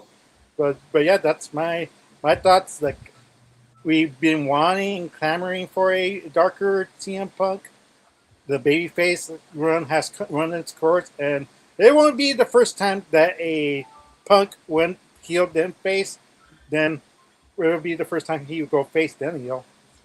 Yeah, but CM Punk is known to walk both sides of the line. He's always been gray his whole entire career. I'm not talking about his hair. There's a reason why they say he changes the culture. Thanks for changing the culture when you return. And people basically have considered him their worst nightmare. And I could go down the list of victims, including one, Drew McIntyre, also a victim of Cody Rhodes. What we haven't seen, though, is Cody be heel since he first joined Bullet Club. And that's what people clamor for. You already did the trope with CM Punk. It wouldn't matter right now because at the end of the day, he's walking that fine line. Plus, on SmackDown, as they talked about, he didn't come back to make friends. He came back for money. He came back for championships. He's got both again. But I do see what you mean. But regardless, you got CM Punk retaining. You're being sane. Okay. Good man. Good man. Arlene, anything you want to say in close before we move on to Sunday night? Going once. Going twice because I'm Jeopardying it. Okay, now let's go ahead and move on. And if Arlene does have anything further to say, then she can bring it forward. Because, again, get your priorities straight before your passions. All right, now we move into Sunday. And yes, folks, that was Saturday. Now let's get to the second half. And this is not a rugby game or a football game. That's the actual football, not the American football. Let's go ahead and talk about Sunday night. In no particular order, but I do think we're going to start with the bench warmer, and then we're going to get to the main event, the main attraction, because nothing's going to surpass Roman and Seth, no matter how lackluster you think the build is. But speaking of lackluster, talk about a dumpster fire, you got this for some daggum reason. But at least we are going to whoop that trick. And whoop that trick. Oh, yeah, man. Whoop that trick. I like it. Damn it! They're not copyright. All right, that's enough. Bloody hell, freaking Trick Williams, freaking bring more bass than Megan to do with that song. I'm not going there. Or a damn lowrider. Orderly. All right, straight up. So we know Trick Williams, United States, Trick's retaining. We know Trick Williams, the United States champion, and of course, Baron Corbin, he shouldn't be here. It became number one contender out of circumstance, just returning with WWE. Why is Carmelo Hayes not here? And basically, we know that Trick Williams has been the United States champion since being Sami Zayn. Great attraction on SmackDown. And we know that he's going to hold on to it with this fluffy fur title. Don All, of course, out thanks to Lil Yachty. Seriously, you think Baron's got a chance in hell? And it's just one of those things right now that we're wondering when like Ilya Dragunov's going to step forward, or maybe Royce Keys actually would be an interesting thing. No one wants to see this. So it's just one of the matters that I feel like Trick Williams is going to just get a massive pop because he brings that electricity to the air. Seriously, that's the only reason people care about this. And we know that Trick Williams is going to retain because right now he's been one hell of a fighting champion. Plus, this misses. No one's going to bet against Trick. Being involved in the ladder match, spoiler alert, by the way, she became the final entrant being Julia. Well, Julia, there you go. I feel like this is a no-brainer. So, without wasting any brain cells or encouraging alcohol drinking, can we all just say whoop that trick in unison on the count of three and move on? Are you ready? And chat, I encourage you to type it as well. Going once, going twice, whoop that trick. But you don't know. You don't know, Noah. How you know? What Jade got, because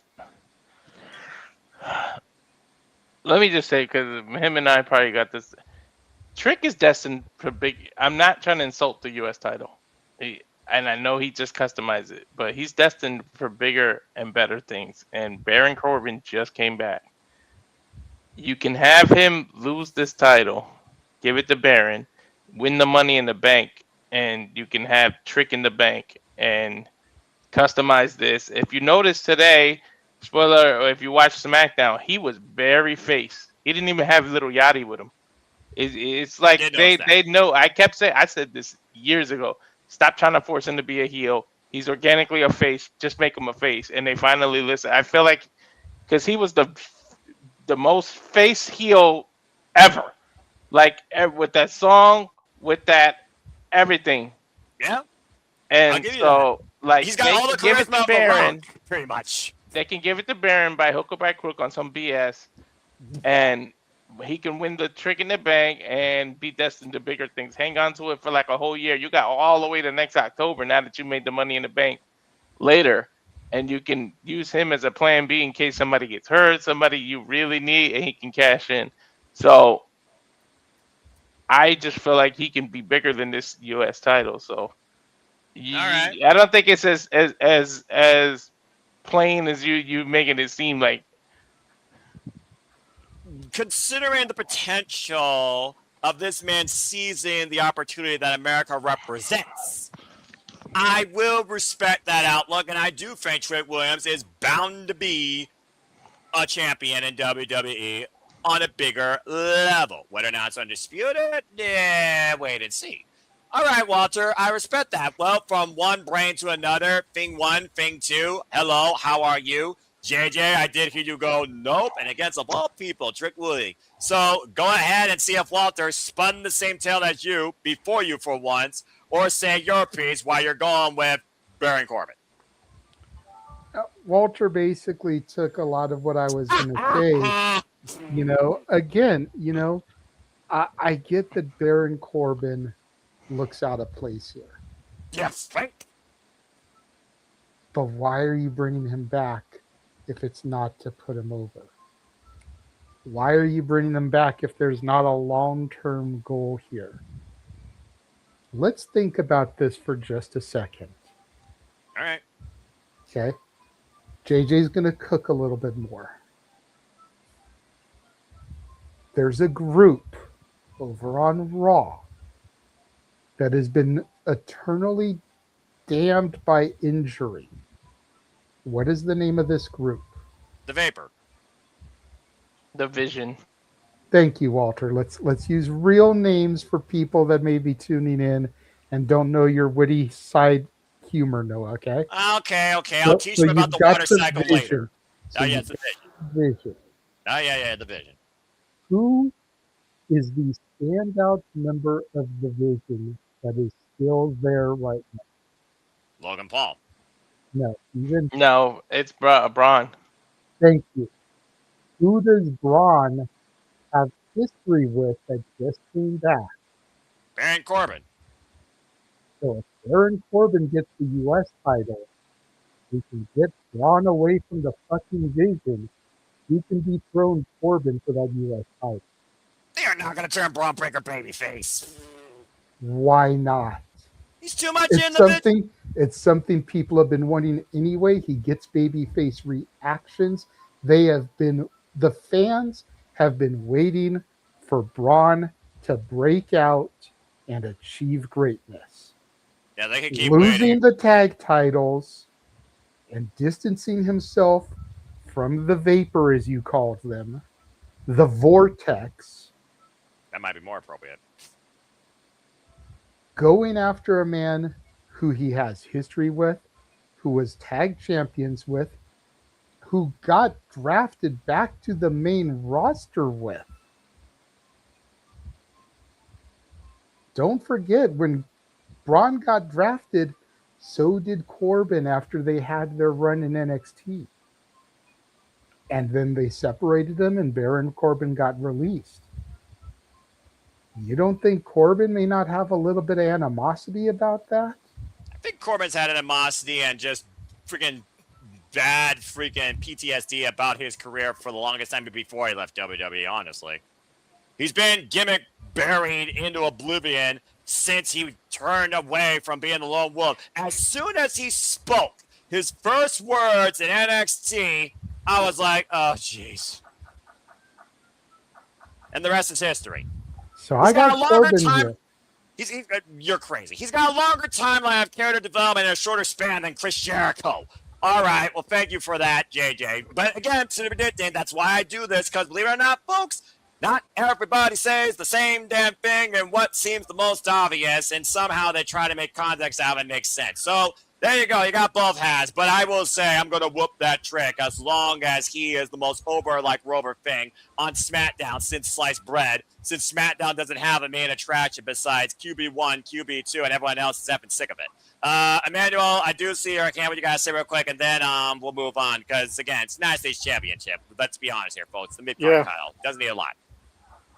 I'm about to tell you, no, they may be onto something. Like Baron Corbin signed for a reason. Like it's kind of shady that he just came back and he cut the line out of nowhere and he gets a title opportunity in SummerSlam. This kind of like seems too fast. Like it's like, but you know, like deep inside, you know, Trick is bound for a world title or WWE title.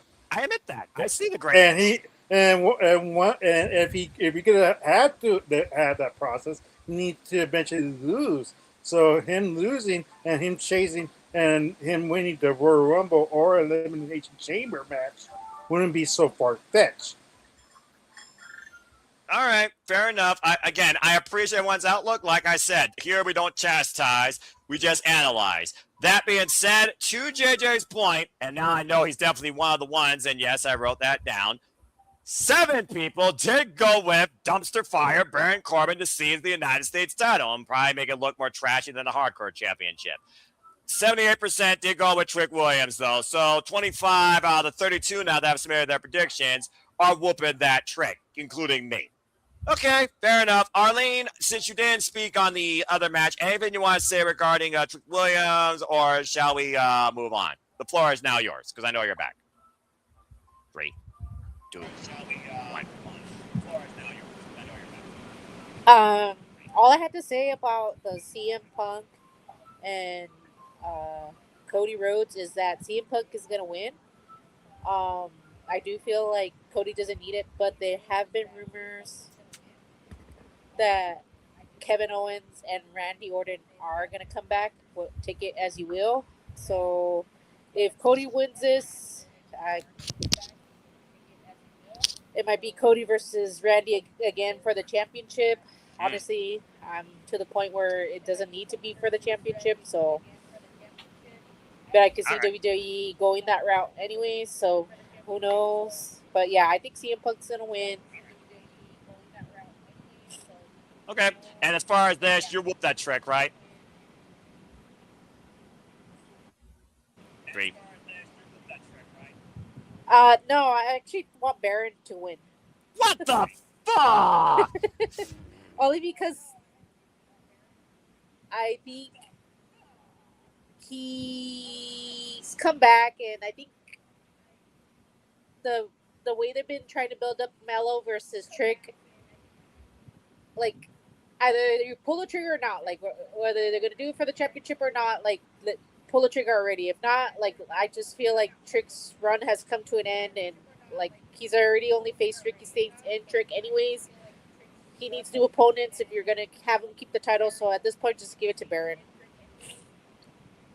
Gives me less of a reason to tune into SmackDown, but okay then. Thank you for that, Arlene. All right, good job, everybody. And yeah, technical difficulties bound to happen, but I'm still going to make sure everyone says their piece, damn it, because that's what I do. All right, let's go ahead and move on from there. We got 5 matches left, if you want to call it that.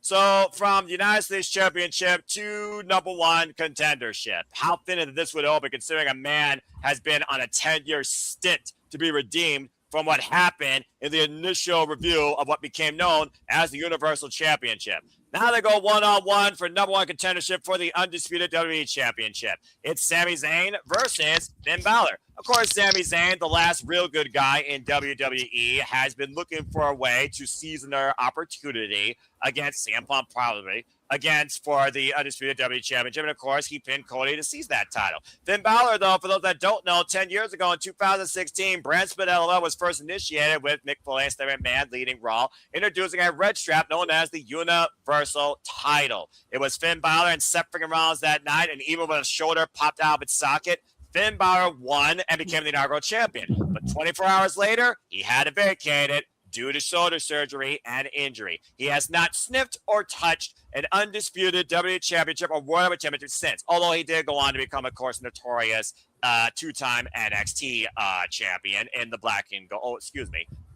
My NXT! The black and gold NXT. Of course, Finn Balor just came to SmackDown now that Judgment Day is behind him, and so far since being part of SmackDown, it's been good for him. No more contendership, a little bit of fallout with what Social MFT family used to be, but of course, there was big developments there. I'm not going to spoil that because I don't need to because we're not involved in this card at all. But that being said, Finn Balor's looking for, I think, a first, if not maybe a second, longer than 24 hours. And Sami Zayn, his character development right now, he could just go into a further sense of rage and being apoplectic in defeat. But that being said, who you believe, based on our prediction, should face CM Punk for the Undisputed WWE Championship next? Let's go around the horn and see what y'all think about this. Now, last time, again, I thought last time was going to be unanimous, so this one right here might also be polarizing. And again, since we're starting a new night, so the order continues. That being said, because it was, of course, Walter who kicked things off for match 1. This is match 2. Hi, JJ. JJ, Undisputed WWE Championship opportunity, the future that's ahead for it. Do you have Sami Zayn or do you have Finn Balor next contending for it? Maybe it happens at Money in the Bank. Yes. Who will be the number 1 contender for the WWE Championship? Undisputed WWE Championship. The WWE Championship. Undisputed WWE Championship. Call it what you want. I'm going to call it by its proper title, the WWE Championship. It cannot be undisputed when there's a World Heavyweight Championship. There are 2 fucking titles. It cannot be undisputed. Undisputed. It says in the graphic. I don't care what the graphic says. Oh, I love the getting WWE Championship. Undisputed. Anyway, continue. It's like a lion and Elias up in here. Or Ezekiel. It's hilarious. But yes. tomato, potato. Yes. I got Finn Balor. Oh, okay. I feel like we need to keep Sami away from the title until we get closer to Saudi. Because I still think Sami is going to win the title again at Saudi Mania.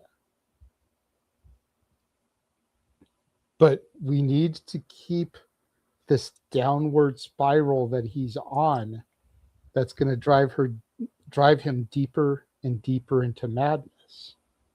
Conspiracy theory.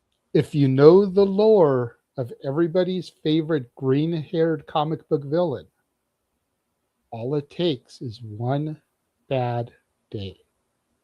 And Sami is going to go on a string of bad day after bad day after bad day until he finally snaps.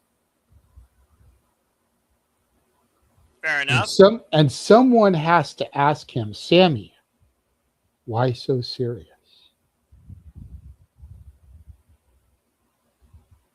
I like it. All right. That being said, Finn Balor for the win. Balor Club worldwide apparently on Sunday night. Thank you, Seth. When the interim women's champion faces off against Rhea Ripley, that will be an undisputed champion. All right. That's what I said. All I'm going to say is undisputed. All right, let's go ahead and see you know what give me that image. I'm going to give it to Grok and have them remove the freaking word undisputed. All right, you got it. I'll be sure to do that after the shoot concludes. Oh, that's hilarious. I'm sure there's 144 people that would love to poll on this too and see whether they agree or disagree with you. Again, folks, we're talking about the number one contenders match. If you're tuning in just now, the Undisputed WWE Championship number one contenders match between Finn Balor and Sami Zayn. I love this freaking trope. This is so much fun for me. Okay, he said Finn Balor. Let's see what the rest of you think. I've actually used Grok when the AEW has the graphics that are Dynamite / Collision. Yeah. I'll feed it into Grok and be like, remove the Collision logo. That way I can use it for Dynamite and then for Collision. Oh, you're brilliant. Again, AI tools, when used properly, folks, can actually be a decent commodity. It's just a matter of people that actually use them stupidly. Very creative. Oh, sorry, did I say that out loud? Thank you, JJ. Manuel, I do see your hand. I acknowledge you. What you gotta say real quick? Are you disagreeing? No. Okay. I'm about to say, Noah, what if this was all planned by WWE? They needed a way to make the women's title undisputed. Because until right now, we haven't they haven't men's undisputed title. True. And then Rhea mysteriously got injured. We don't know if it's true or not. This is not the first time WWE lie about an injury. What if this was their plan all the time, just to rename the title the undisputed title? I'm waiting for the graphic. I'm waiting for the graphic to say the word. That way, there's an undisputed woman's title. Okay. So that way you did separate the two. Now you have the women's undisputed championship, and now you have the women's WWE champion. Simple as that. Look, the thing of the matter is, one's the world heavyweight, one's the undisputed WWE. Look at the two words I'm putting together. Undisputed, and this is not a word, but this is the company. Undisputed WWE. World heavyweight. They're two titles of their own class, but one defines you as the guy. It is the title in the company's existence. That is the undisputed WWE Championship. You can't dispute the name. Undisputed. All right, that being said, thank you, Emmanuel. So that being said, we got two Finn Balor's. Before I move on, before we go into a whole nother type of conversation here, and this might turn into a TED Talk, does anyone actually have Sami Zayn winning, or can we move on, please? Going once, going twice. Really? Walter, go ahead. I just get this weird feeling. He keeps calling himself the last good guy. I'm the only one. He keeps putting singled out, and I just feel like Arlene mentioned it too. That's why I said earlier, later. I feel like Kevin Owens is gonna come back. And yes, the last time they were on TV together, they were fighting and being a rival. Yes. But he may finally see his boy, his brother, had that title and got screwed, and he's gonna come back and help him get on the right path to getting back to that title. So I feel like Kevin Owens can come out and screw Balor. That way you still can make Balor look strong, because Balor has all the momentum right now, and honestly, I think Balor needs to win way more. I agree. But then you're just gonna feed him the Punk and have him lose anyways. So why not? You don't know that. We're not assuming the future. I mean, things could happen. Things could turn around. They had the match in this chamber earlier this year. Yeah, and it was a banger, and they're gonna have another banger regardless. But I just feel like Kevin Owens is ready to come back. He's gonna come back and he's gonna help his brother. Like he's been telling him when Kevin was there how everybody gets screwed and you can't be the good guy. And Kevin Owens has history with that same damn Universal title that Finn Balor was fighting over too. Kevin Owens had that title and then got screwed with other people coming back and the bullshit that they booked and all that. So I got a weird feeling Kevin Owens is gonna have something to do with this match. Well, let's not also forget Finn Balor, of course, has beaten Kevin Owens, going all the way back to the Black Belt NXT at NXT over Brooklyn. Of course, the NXT Championship. In fact, Finn Balor took the NXT Championship from Kevin Owens. I don't think Kevin Owens forgot about that either. So there's long-term history there. So I like the outlook at that again. We're thinking about both men, but majority rules, I think most of us here are in Balor Club. And that being said, as far as the poll goes, a majority are also in Balor Club. It is 2-1, 63% in favor of Finn Balor. And of course, that means 37% in favor of Sami Zayn, 20-12. So we will see what happens. But I think there's a reason why Finn Balor is no longer being ruled by a Judgment Day narrative that I thought would never end. So again, good luck to both. And I think this could be a sleeper for Sunday night. All right. Well, that being said, while we were arguing about a word, undisputed, as we talk about the Undisputed WWE Championship, let's go ahead and shift gears now into...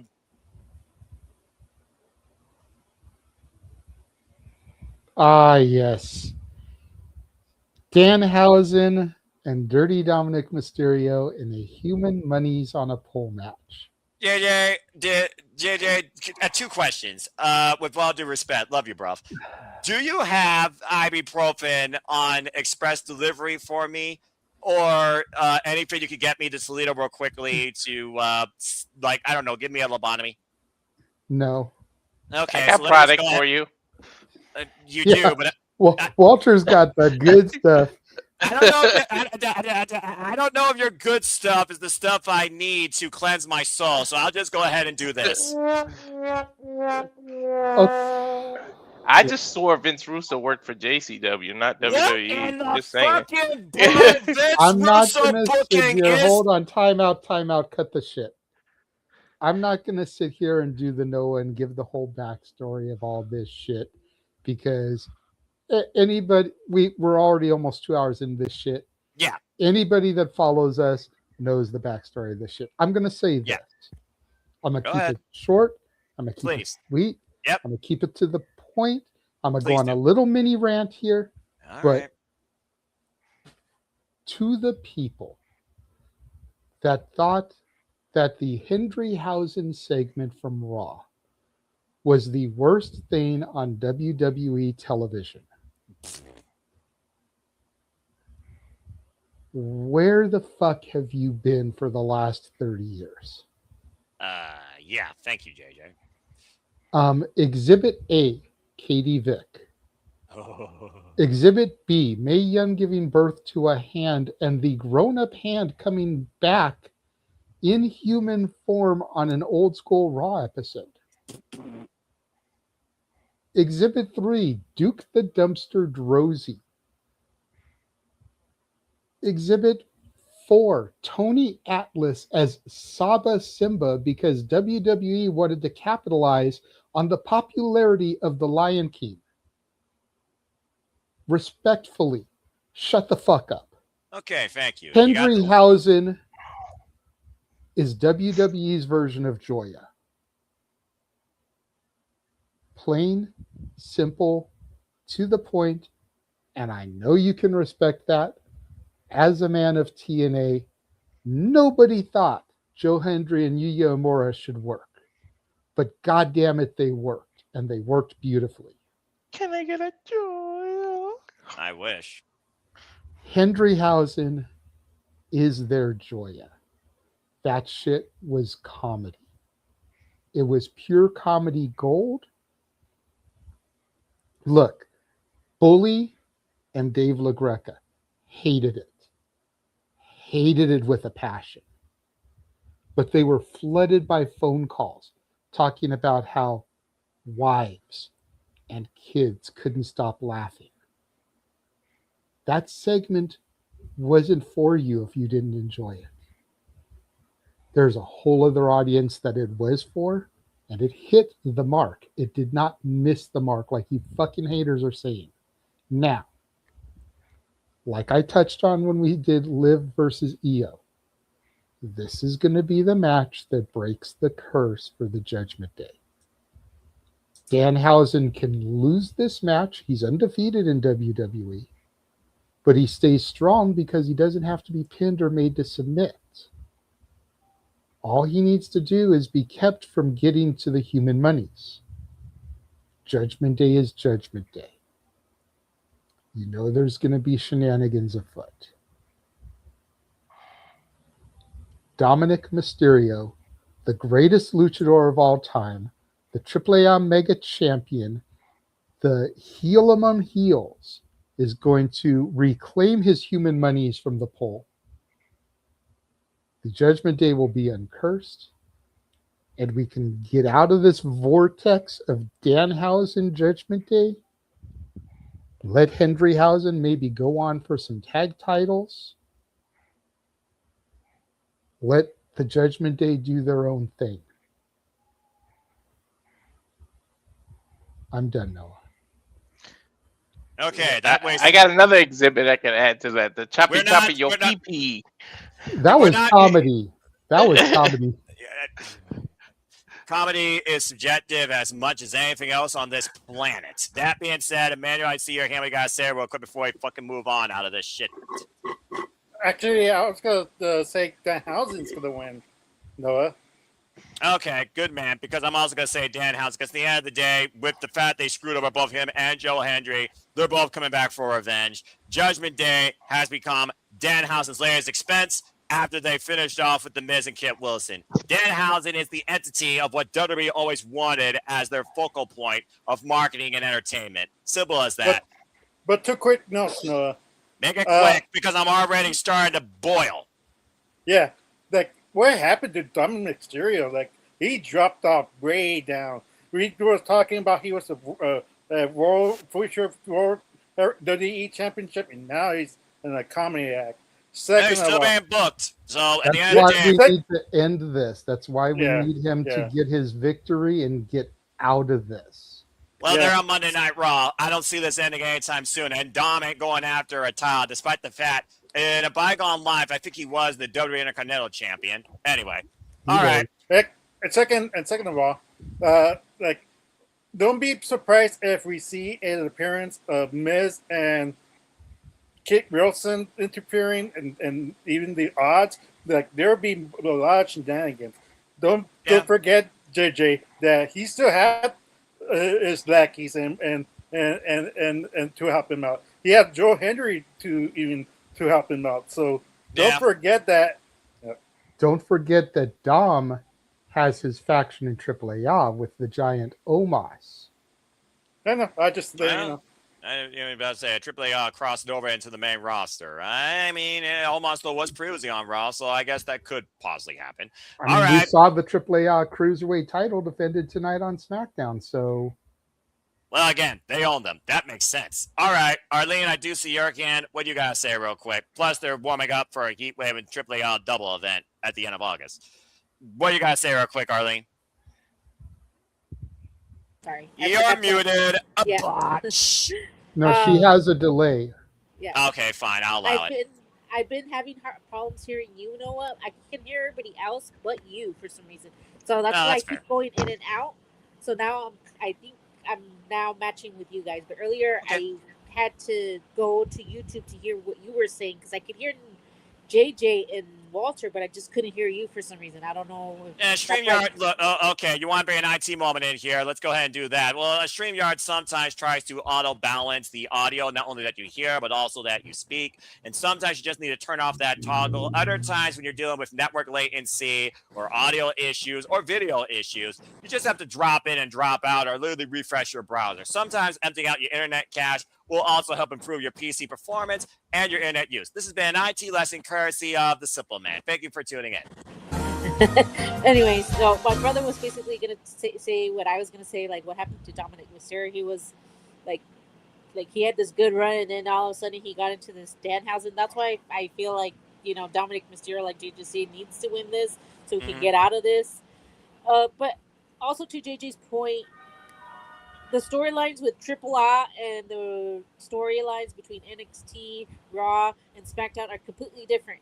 They build this new Los Perros, whatever you want to call them, in AAA, but yet you have Carmen Petrix losing in NXT and the Garza's losing in SmackDown. So it's like the storylines are not matching up. If they're going to do this, you have to make it make sense in each brand, not just AAA has this storyline, but we're going to completely ignore it and just follow the storylines that we have going on for these people on Raw and SmackDown. That's my only rant for this, is that they have to be consistent. If they're going to have a storyline with AAA, with all these wrestlers and everything like that, they have to follow the storyline, and NXT for that matter. If they're going to do that, they need to be consistent with the other brands, not just forget that they're part of this, bubble group. Yeah, and completely ignore it when they're on Raw and SmackDown. Like it does, be consistent. Raw, Triple H. Or you're asking WWE to be consistent. I don't think that's a sentence that you could actually build into a report and it actually makes sense, especially with two different worlds of wrestling, with AAA in Mexico, strictly Mexico, and NXT and SmackDown being a softer version of Monday Night Raw. But I do understand what you mean. Regardless, Danhausen. Love that Danhausen. JJ picked Dominic Mysterio because we got to end this. The only way this ends is if Dom gets his human money's back. Hey, if nothing else, maybe Joe Henry will finally get an entrance. Yeah, you remember what this song used to sound like? I do. Say his name and he appears. I believe in Joe Hendry. Believe it or not, I don't think he's had an entrance on Raw yet with that. If someone can actually go back in time and tell me the last time we had Joe Hendry actually come out to his entrance music, please let me know, and I will try and re-get that conversation. And again, comparing that to Joya, I don't know how I feel about that, but I'm not Craig Ferguson, and I'm not going down that proverbial trope tonight. All right, very good. Let's go ahead and move on. Oh, I will also say, JJ is officially a man on his own island for the first time tonight. It's 100% unanimous with Danhausen. So good luck. Arlene, what you got to say real quick? I said I was going against. I said I was going to go with Dom for the win. Oh, okay. So JJ actually has a partner on the island. All right. Clothed and not afraid. Okay. Thank you very much. Moving on. Jesus Christ almighty. I lost freaking brain cells on this.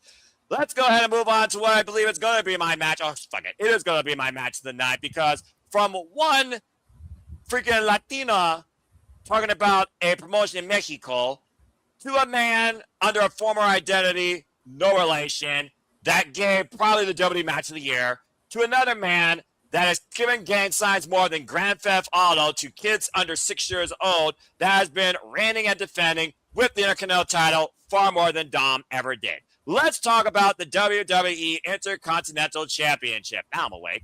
Penta has sit on the arrow defending against Chad Gable. Let's fucking go. This is the match of the night for me. All right, straight up. As we know, Chad Gable, not the first time he's gone after this title. Back in a bygone life, he did used to fight Sami Zayn over this. He never got it. He even took on Talin General Gunther for it, trying to stop what became the longest historic run with the Intercontinental title. Now, ever since Chad Gable, showed back up in WWE, getting that mutual respect with luchadors. What a weird wiki dink. With the likes of Rey Mysterio and Penta Miguel, he has fought his way through a gauntlet to earn this chance for the Intercontinental title. No Alpha Academy, no Hermanos, just him, Chad Gable, one-on-one for the Workhorse Championship, and preferably one of the strongest workhorses under any identity in WWE recent memory. Not named Dominic Mysterio. I'll give credit due to the young man, but he's still a freaking brat. That being said, this is the title that I have been waiting to see around the waist and worked with that ethic that Chad Gable presents. Damn it, it's gotta be his frickin' time already. But again, not about me. It's about everyone else through the predicting. Let's go around the horn and see what y'all think. And considering that, Arlene, you ended the post-discussion, I'm going to let you spearhead the starting discussion. Do you have Penta Silmiello retaining? He's already been champion now for over 150 days across, I believe, 7 defenses.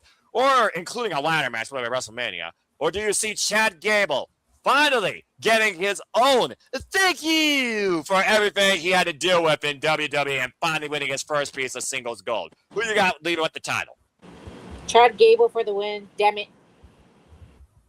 Preach, sister.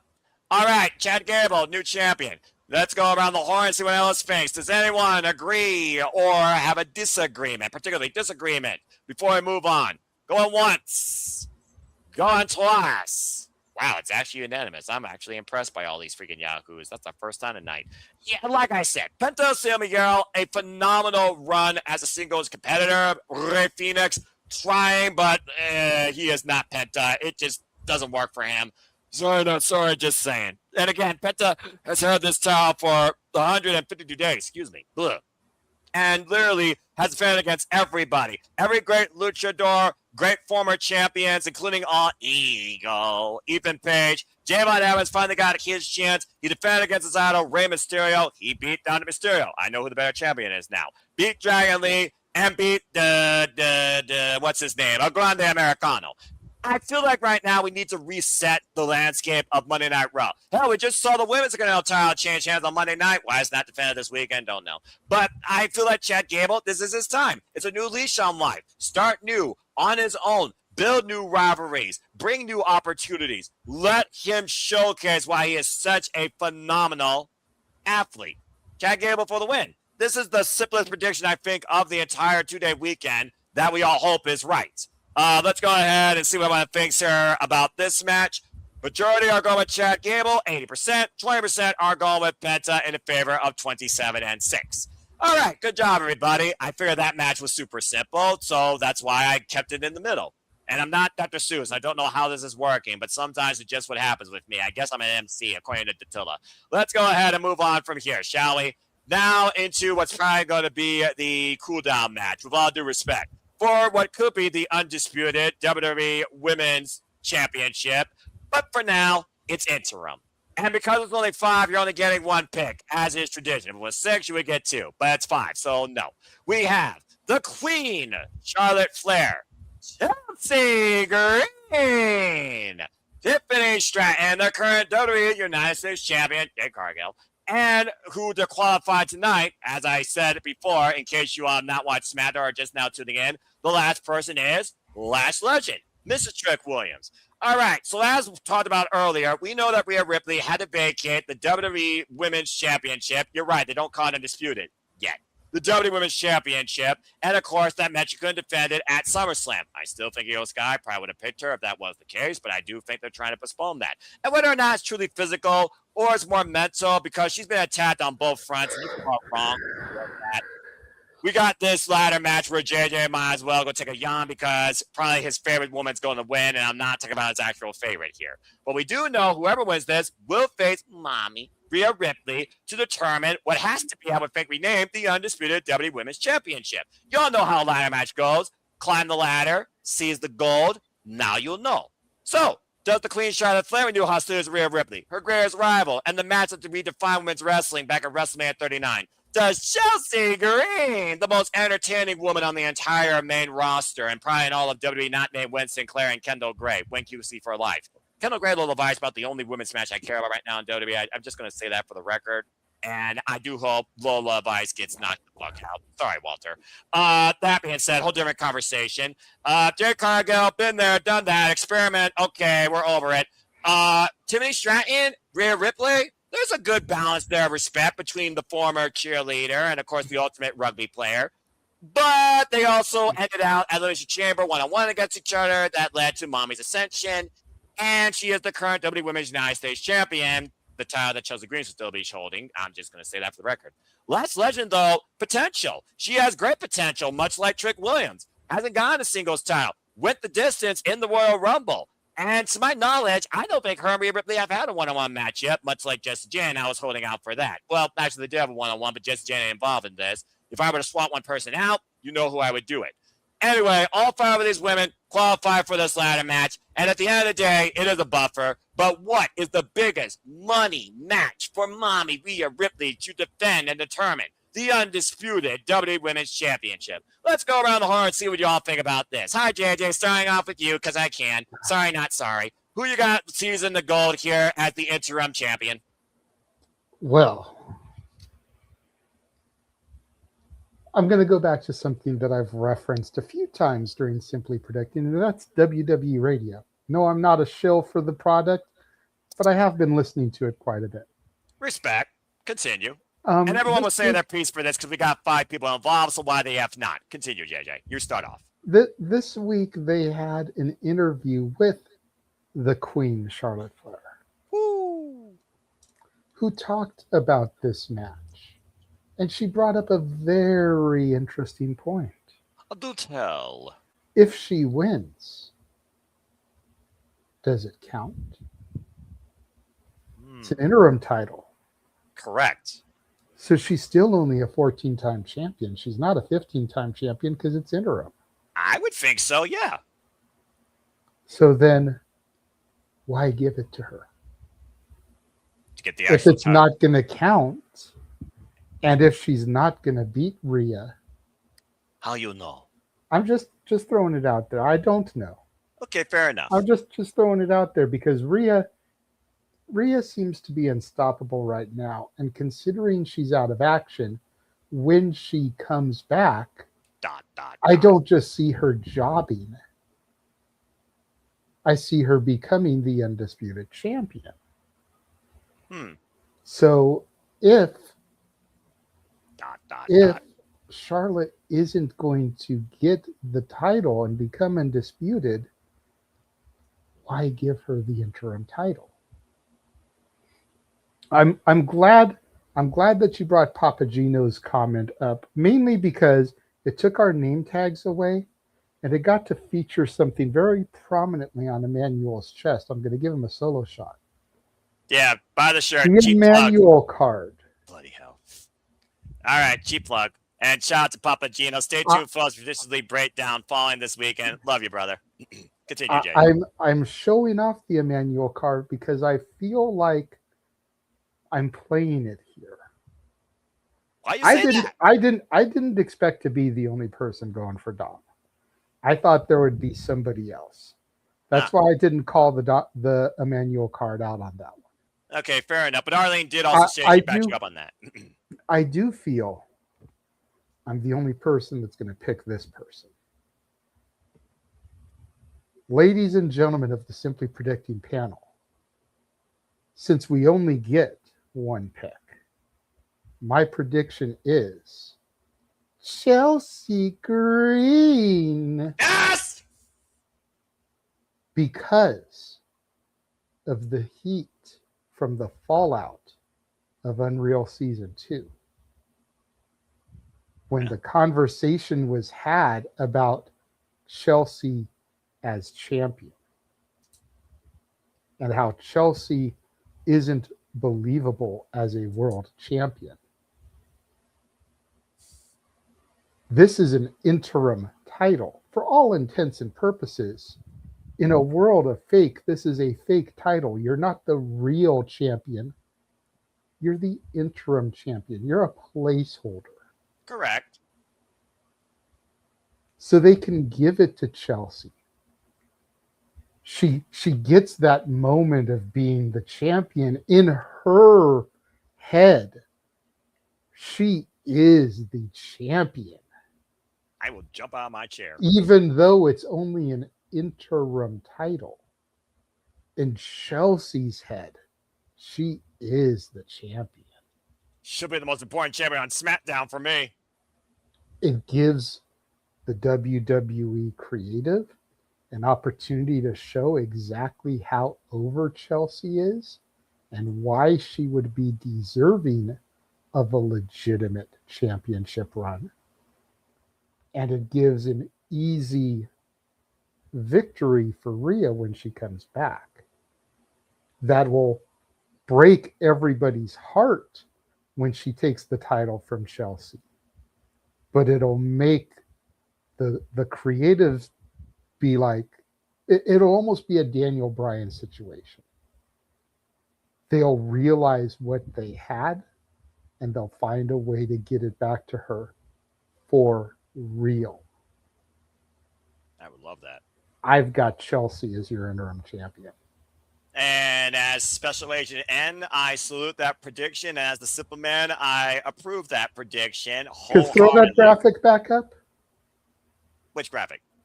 The match graphic. Oh, absolutely. Chelsea Green. Charlotte's been champion. Doesn't really need it. Jade has been champion. Doesn't really need it. No. Tiffany has been champion and is currently your U.S. champion. Correct. We're not fucking turning her into the Ultimate Warrior having Tiffy 2 belts. That only leaves Chelsea and Lash. Both haven't had their first yet. I mean, yeah. And I feel like Jade, I love Jade. Everyone knows I love Jade. Everyone knows Walter loves Jade. But I feel like Jade is the type of character right now that would be insulted by having an interim title. Like I said, as far as Charlotte goes, it wouldn't count towards her accolades because it's not the title. That's fair. And Tiffy, she's already the U.S. champion. So give it to Chelsea. Lash isn't ready.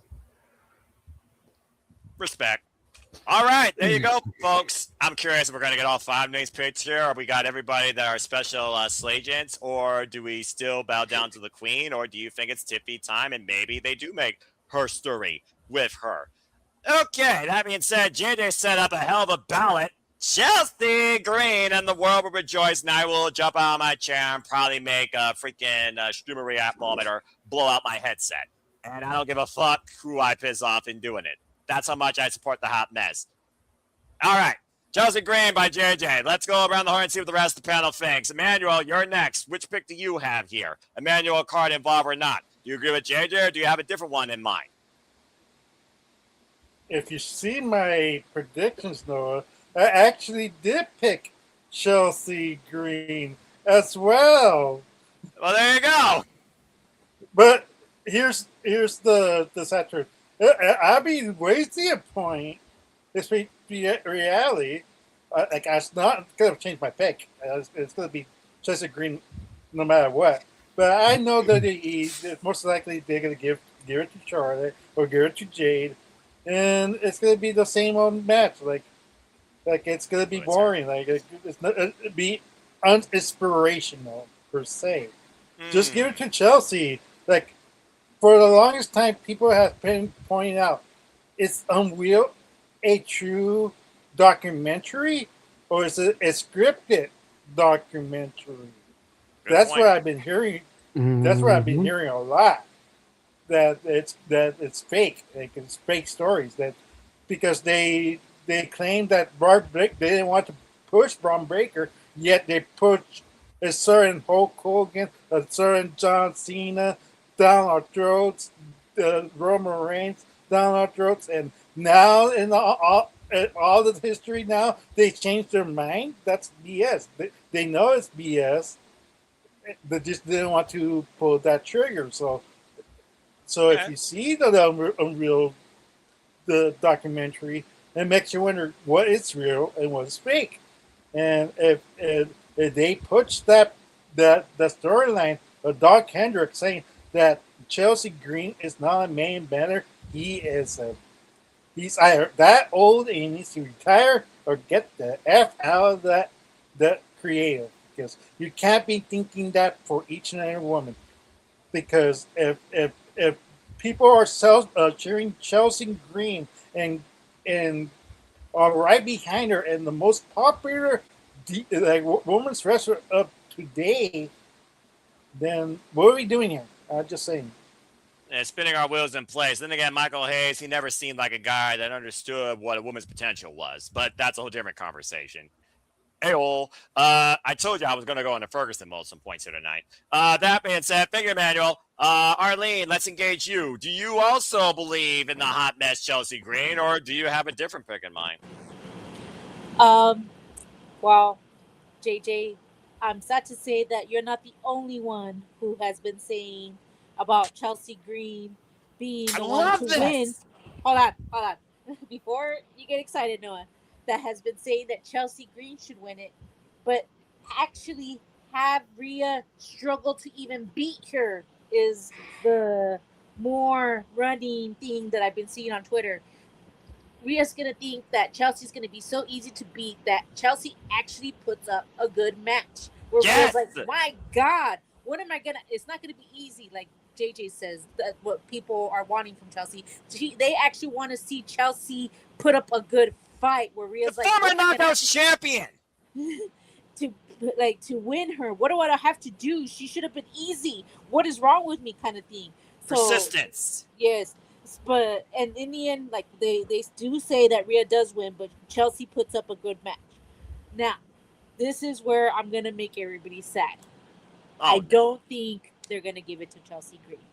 I think where they're gonna think about where the most money is gonna be, and unfortunately, who gives more money to WWE and who's going to provide, probably, not that I'm saying, not that I agree, don't come at me, this is not me saying, this is the WWE, higher ups that are thinking this. I'm just thinking the way they think. That's fair. I think they think that Charlotte Flair and Rhea Ripley will make more money than Chelsea Green and Rhea, and this is why I think they're going to give it to Charlotte, and Charlotte is going to end up winning over Rhea. Yes, I'm predicting it right now. And she is going to be, what is it, 15? I don't want to watch it. Officially. 15 2-time women's champion. Oh, bloody hell. Boo! And there goes the internet. But All right. that is my guess, and only because WWE wants to do what is going to bring them the most money. And unfortunately, whether we like it or not, they think they have more money with Charlotte Flair and Rhea Ripley than Chelsea Green and Rhea, unfortunately. Especially if you're going to want to make this the main event. Because let's face it, when's the last time a woman has main evented a pay-per-view? Oh, wow. That's Bianca a good and question. Sasha, I think. Yeah, I believe WrestleMania 37 was the last time. And I was there 39. That match would be worthy of a main event. I said it should have been the main event.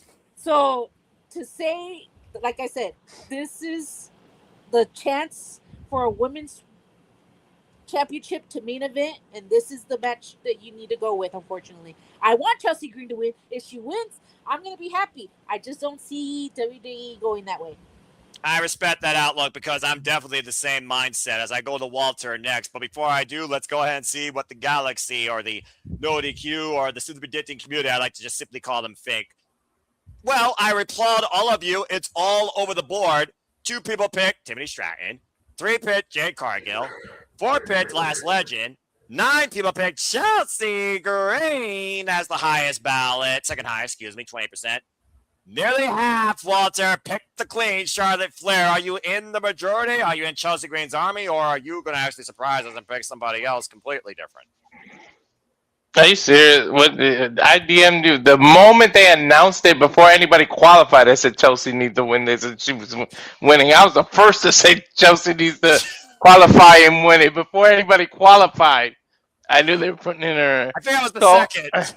Yeah, officially on the paper, I'm picking Chelsea, but same thing with Arlene. I just feel like they're gonna think the money match, the marquee match, and probably the next biggest pay-per-view, probably Money in the Bank, if Rhea can be back by then. If not, save it till Royal Rumble or something, and you make Rhea versus Charlotte a marquee women's match in Saudi Arabia. Go figure. Imagine that. So, yeah, well, business-wise, WWE-wise, mindset of a booker, mindset of people that need to draw that money. I think my brain is saying Charlotte, but my heart is definitely saying Chelsea. Before anyone qualified, I picked it. Look, listen, I know Laura Vaness. I know Chelsea Green stayed in Japan. I remember Chelsea Green was part of the original Women of Honor at one point. This athlete, this commodity, this, what WWE basically has used her as, utility player, deserves this moment. Much like Nick Aldis finally read for the first time in a WWE ring. Chelsea Green deserves to be called in some form a WWE Women's World or WWE Women's Champion, period. You squandered the Women's United States title more times than I can count, and I'm not going down that trope. This isn't simply ranting. This is simply predicting. But Chelsea Green, in this spotlight, deserves this moment to entertain us, to build a foundation that is worthwhile in somebody the WWE Universe has invested in, that has been all business and has given us countless moments in the ladder match and her own body. Hell, I thought she should have won Money in the Bank in Canada, eh? And instead, Toodles got dropped off a ladder through 2 tables. God bless her. For me, Chelsea Green is the rightful position for this spot. But for a business standpoint, much like we've been talking about, because it's WWE, they're all about the money. It's all about the money. It's all about the money. Who does Rhea Ripley work the greatest with? Where's the biggest draw? Not since WrestleMania 39 has a women's match been that biggest of a draw. And who was on the other side of that marquee? It was Charlotte Flair. When it comes to the Queen, she is better known as a singles champion. They did the tag stint. Alexa Bliss, nowhere involved in this. Maybe people want the Queen to go heel again. But it is one of those things where JJ could yawn and be like, next. Because that being said, it is what it is, brother. And you're the one that talks about business, so you could also pretty much call yourself your own proverbial fickle mind. Chelsea Green by heart, Charlotte Flair by mindset. And officially, I'm going with Chelsea Green. Sometimes I don't give a fuck about being in the lead of leaderboards, and I don't give a fuck about a point. I just want the right person to win because they deserve it. Fuck this, because this is stupid beyond any shadow of a doubt already with the fact that it's interim. But if you're going to have an interim spot, have interim level entertainment that is worthy of being called world champion. Chelsea Green for the win, or I don't give a shit. All right, now we move on. Thank you, everybody. Okay. No. What? No, real quick. It makes me wonder, has time really passed by a lot that people are going to actually don't mind Charlotte winning that title again? Or is it going to be more like JJ going boo? Like, has time really passed long enough for them to cheer for her now and be okay with her having another reign at this point? I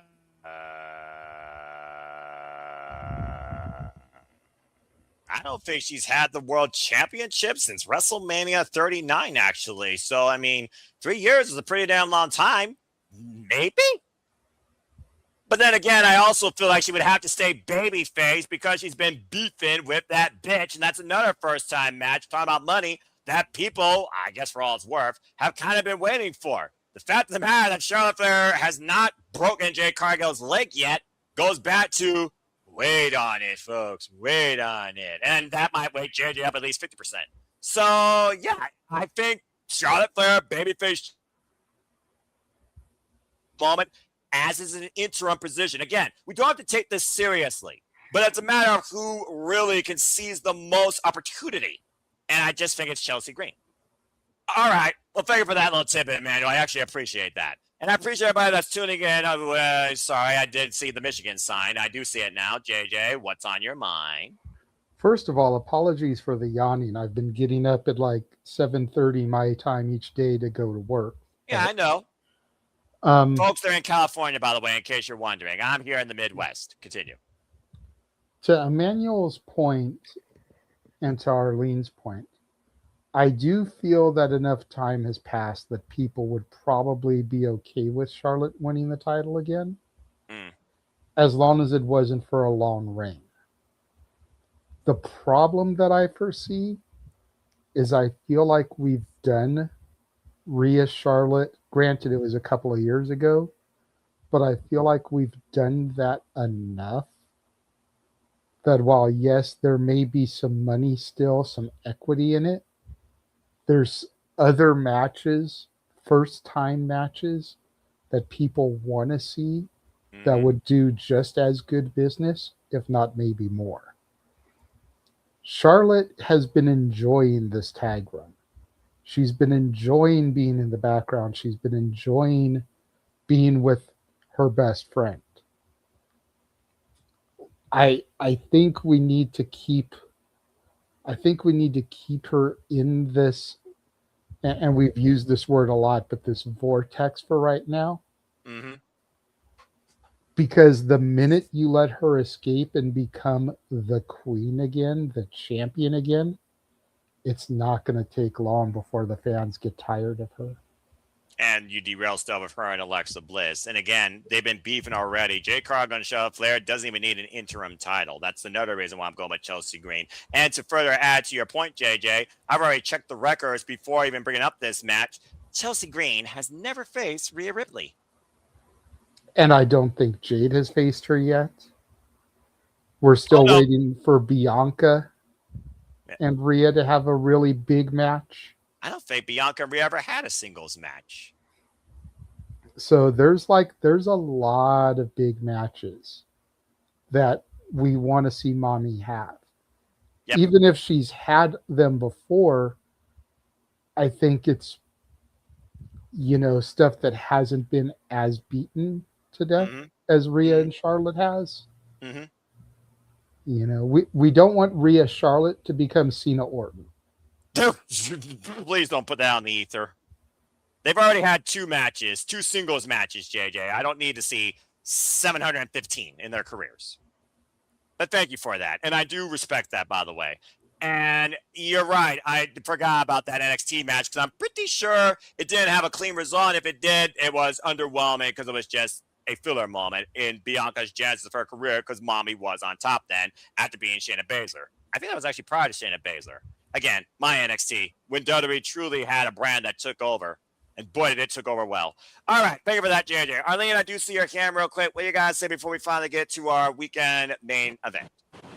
I was just gonna say that there also is a rumor that's going around in Twitter that are saying that maybe Alexa turns on Charlotte because she becomes champion, and it's gonna be Charlotte versus Alexa for the championship. Just saying. And there goes another tag team. Well, I mean, again, Alexa Bliss, everyone been waiting for her to also get that moment again. Ever since she returned to the Royal Rumble, and that inadvertent spot, of course, at this year's Royal Rumble, that tension could finally be picked up if that is the case. I can see, I see all sides here. But at the end of the day, I also get WWE, and I know how much they love to reuse a time capsule. But I also do believe that we as fans know that Chelsea Green would be perfect for this interim title. And again, Chelsea and Rhea has never happened. All right. Well, good job, everybody, and thank you for everyone's thoughts. Well, we've had a lot of great fun, unique discussion, some fantasy booking. Again, WWE, hire JJ. AI sucks, and you literally would have creativity behind your product again. We've had a lot of laughs. We had some subtle rants. We've had some fun sound effects. You guys made my blood boil once again. Well, let's get right down into it. And what's most likely guaranteed to be the weekend's closing match, Sunday Night SummerSlam's main event for the WWE World Heavyweight Championship and closure as we know it. Right, that was unnecessary, but I guess we'll go along with it. But I will applaud the 157 of you that are actually tuning in as before I introduce this. Again, please subscribe, comment, tell a friend. You all continue to make this happen. And again, I really hope that you all continue to follow us here at Simply Studios and continue following along Simply Predicting. Let's go ahead and talk about Roman Reigns and Seth Rollins, shall we? We could be here all night bringing the story of both these men forward, but there's a key moment in one of the promos I want to take away. You may be the biggest superstar, but there's one thing I will always do better than you, and that's professional wrestling. Isn't it weird hearing those two words in this company? I'm just saying. That being said, Seth Rollins has always been Roman Reigns' Achilles heel, whether it was the mental game or whether it was the wrestling game. And we just saw on Monday Night Raw, Seth burned it down one more time with the expensive tribal chief, who cannot remove the proverbial chair from his back as he tried to whack Seth freaking Rollins with the very knife that stabbed him when the Shield was broken.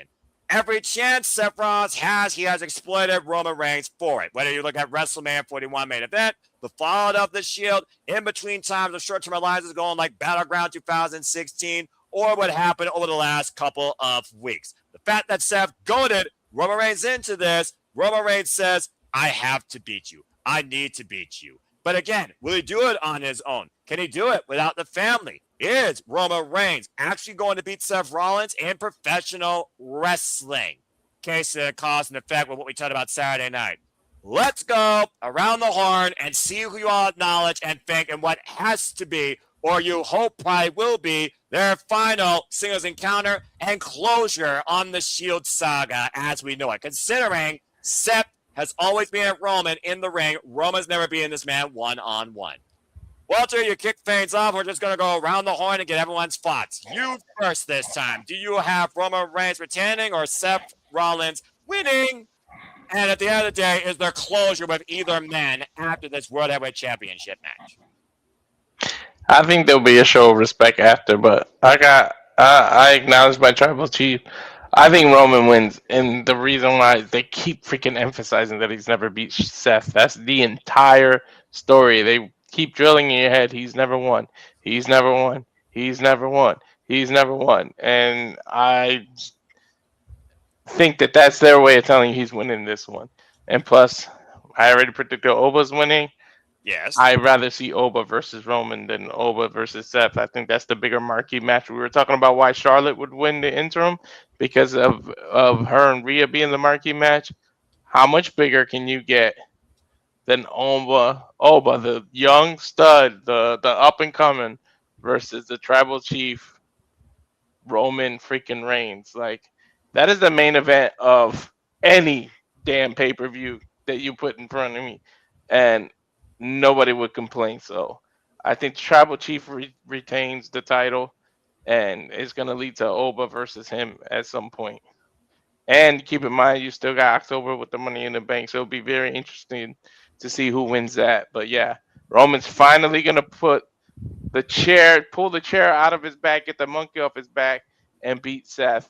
And I feel like then Seth might be going after the other title, end up on SmackDown just to give a refreshment of his character and get him away from the vision, get him away from everything, and a renewed sense of purpose, and he can go over there to SmackDown. I know it's a brand split, LOL, but I just feel like they'll do that with him, so Roman Reigns to retain. All right, fair enough. And for those that are wondering, are you telling me that Roman Reigns never beat Seth freaking Rollins one-on-one? No. I'm not telling you that because, again, the history with the Shield goes all the way back to 2012. And, of course, the fallout with the Shield happened only within like 3 years, I think, 2015. And they did have singles match before, but never when it came to key opportunities did Roman Reigns win. Roman did beat Seth back in a bygone era of Monday Night Raw. If you remember that all the way in the later naughty 2010s. I think it was 2017 or 18. Someone can fact check me on that. But when it comes to the biggest important moments, the stages, the championships, let's not forget WrestleMania 31 at Cast of the Century. Seth always outpaced Roman. Period. Closure is not defined till Roman Reigns beats Seth freaking Rollins once for all with the gold on the line. And Walter, pretty much, I acknowledge your prediction. And with that being said, from one chef to the other, JJ, again, we talk about cause and effect with CM Punk and Cody. The cause and effect here, I think this is closure for both men in either capacity, in either way of the result. So what is your outlook on Seth versus Roman, insert number here, but with the importance of not necessarily the title, but the closure of their career-long saga as we know it? Noah, let me ask you a question. Go for it. When someone says in a promo, "You've never beat me," what usually happens? Karma, not named Kyle McKenna, bites them in the ass. Seth said that in Yes. a promo to Roman. Yes. End of story. Roman conquers his demon, beats Seth. We're done. Acknowledge your tribal chief. There you go. Whether we end up running this back again at some point in a couple of years remains to be seen, where their storylines are at that point. All it takes is a Rumble win, a Chamber win, a Money in the Bank victory, and we can be right back into the situation, a King of the Ring victory. You know, an Owen Hart tournament victory. Wait, wrong company. Botch. I understand the joke. No, not a botch, but it was a joke. I the said difference. joke. There's a difference between a botch and a joke, Noah. I know I'm human, you JJ, as I always do sometimes. But yeah, it's. I feel like this is the simplest match to call. It has to be. You know, it has to be. Yeah, Roman has to win, whether you like Roman winning or you don't, because Roman won for 1,316 days. Roman has to conquer this part of his past. Yeah. And Period. I want to, yeah, it's simple as that. I also want to point this out. Versus the last run, so far when it comes to defending the title, he's done all on his own. Seth even called out how many Samoans you're going to have with you. You're going to have your bloodline SWAT team with you, Jacob Fatu, the Usos. You're going to call in another Samoan from the branch of the freaking family tree. Seth even called that out. At the end of the day, for Roman, this is do or die. Prove that you can't be injured. Prove you can beat him one-on-one.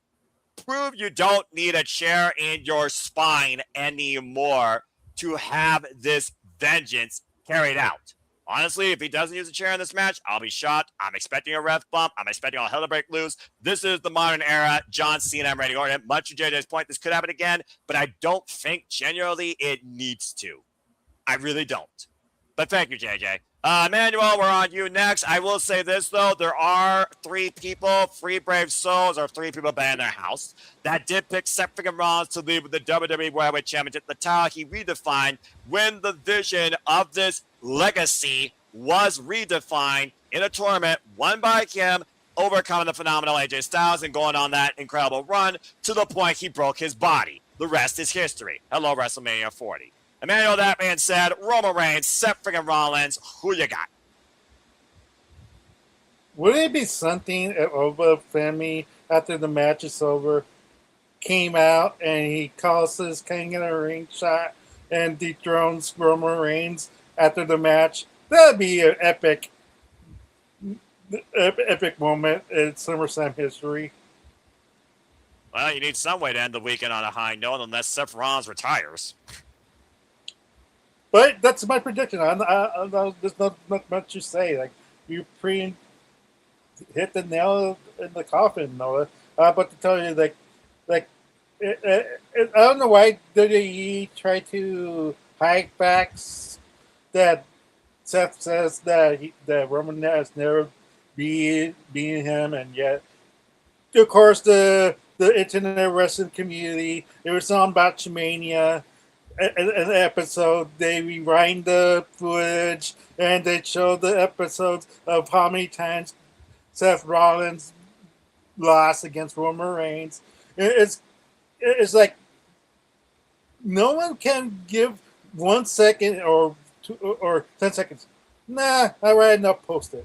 I don't want to hurt the storyline. I don't want to, and people do it. So who's killing the industry? You guys, the internet wrestling community who's were posting this stuff. You killing the product, not WWE, not AEW, not TNA. It's you. Thank you, Emmanuel, for breaking the fourth wall and pointing out the attention span shorter than a TikTok of a certain demographic of humanity. But that being said, you got Roman Reigns retaining. Yes. All right, very good. Good job, gentlemen. And from the gentleman to the lady to bring us now to our finale. Arlene, again, if Seth loses here, does it really have anything left to prove or give to WWE? For Roman Reigns, we know what the end goal should be for this. So with that in mind, go ahead and close it out with your closing thoughts and say Roman Reigns retains, and for Seth Rollins, maybe he's burnt out. I'm not pulling any cards. I'm just going with what I feel is going to end up happening. And I think Seth Rollins is going to win the championship. What? And I'm not pulling an Emmanuel card. It's just a feeling I have. You have a 2-night SummerSlam pay-per-view. And you have to end one night with a shock. CM Punk retaining the championship is not a shock. Cody wins. That's probably the shock, and then you have Roman winning, and then you're gonna have Cody and Roman somehow going. Cody versus Roman times 3, but I don't see that going. I think the fact that even Roman said, "If I can't defeat you, what am I?" Pressure on the tribal chief. Yeah, if there's pressure. And what does WWE like to do? Repeat storylines. What did Seth do when he faced Roman the last time? He dressed up like he was part of the Shield. What do I see Seth doing again to get into Roman's head? Dressing up like the Shield again. Because they like repeating these storylines. I mean, the last singles was the Royal Rumble, so I could see what you mean, but you're no, I just want to make sure I heard this right. Why I might be going deaf in one ear, I think, because my left ear is weird. You are picking Seth freaking Rollins to win the World Heavyweight Championship. Yes, because I feel like WWE booked themselves into a corner. Because if you have Roman versus Oba, most likely Roman is going to win over Oba, and we don't want that, right? I mean... I don't know that's the end game result, but I mean, come on, it's a possibility. I figure I kind of know where WWE is going with this booking thing, and they like to book themselves into a corner. They probably pictured Roman versus Oba, and they're like, "Oh shit, who's gonna win?" Well, we can't have Roman win because somehow he has to main event Saudi Arabia, so we can't have that yet. So we're going to postpone Oba and forget, and hopefully people are going to forget this because they think that we're going to forget certain storylines. Wow. I'm just going to put this out there. There is a 1 in 100 chance of Seth Rollins leaving with the World Heavyweight Championship, in my opinion, at SummerSlam. The only way, the only fathom way I could see that happening is if Roman Reigns' stance, position, acknowledgement as the tribal chief is questioned by the final boss, Dwayne "The Rock" Johnson. And again, there's a 1% And that's where I was chance in going that. with this, Noah. I feel like the shocking thing is going to be happening. Oh, here we go. We got Brock last year. She faced again The Rock this year. No. I feel like this is why I picked LA Knight, Solo, and Royal Keys. It's just the beginning. Jacob, one of the Usos gets pinned. Roman's already getting tired with the Usos, so they kick the Usos out, and then he thinks he has a loyalty with Jacob Fatu. What he doesn't know is that Jacob Fatu has his own agenda. And what do they keep talking about? The elders. Maybe the elders are tired of Roman not picking up his slack. So maybe they're going to try to kick him out. And like you said, maybe The Rock Johnson comes out, or maybe someone else comes out because they feel like Roman Reigns isn't picking up the slack. He's not being the tribal chief he ought to be. And if he can't beat Seth Rollins, maybe you shouldn't be tribal chief. And that's a more interesting storyline than having this stupid storyline that we've been having all this time where Roman's the tribal chief and he's calling himself the tribal chief and no one's questioning him about it. And this is why I'd rather have Seth Rollins, and that way Oba could defeat Seth Rollins and they could and Oba can continue his championship ways. Because honestly, I do not feel like Roman Reigns is that. The only way I see Roman Reigns losing against Oba is if he's calling it and retiring. That's the only way. Okay, then. Thank you very much. Wow. JJ, I see your hand in the man. I'll go to you. JJ, what you got to say real quick? And wait, what are you holding? Hold on. Don't go pull that up yet. I'll pull that up in a second. Arlene mentioned elders and not liking the way that Roman has been running things. Yes. Why do you say that? Uh-oh. Rikishi's in Minneapolis, or should say was in Minneapolis today for TakeOver. Oh, boy. For the Fan Fest. Haku showed up on SmackDown with Tama and Tala. Yeah, spoiler alert for you folks, by the way, for that.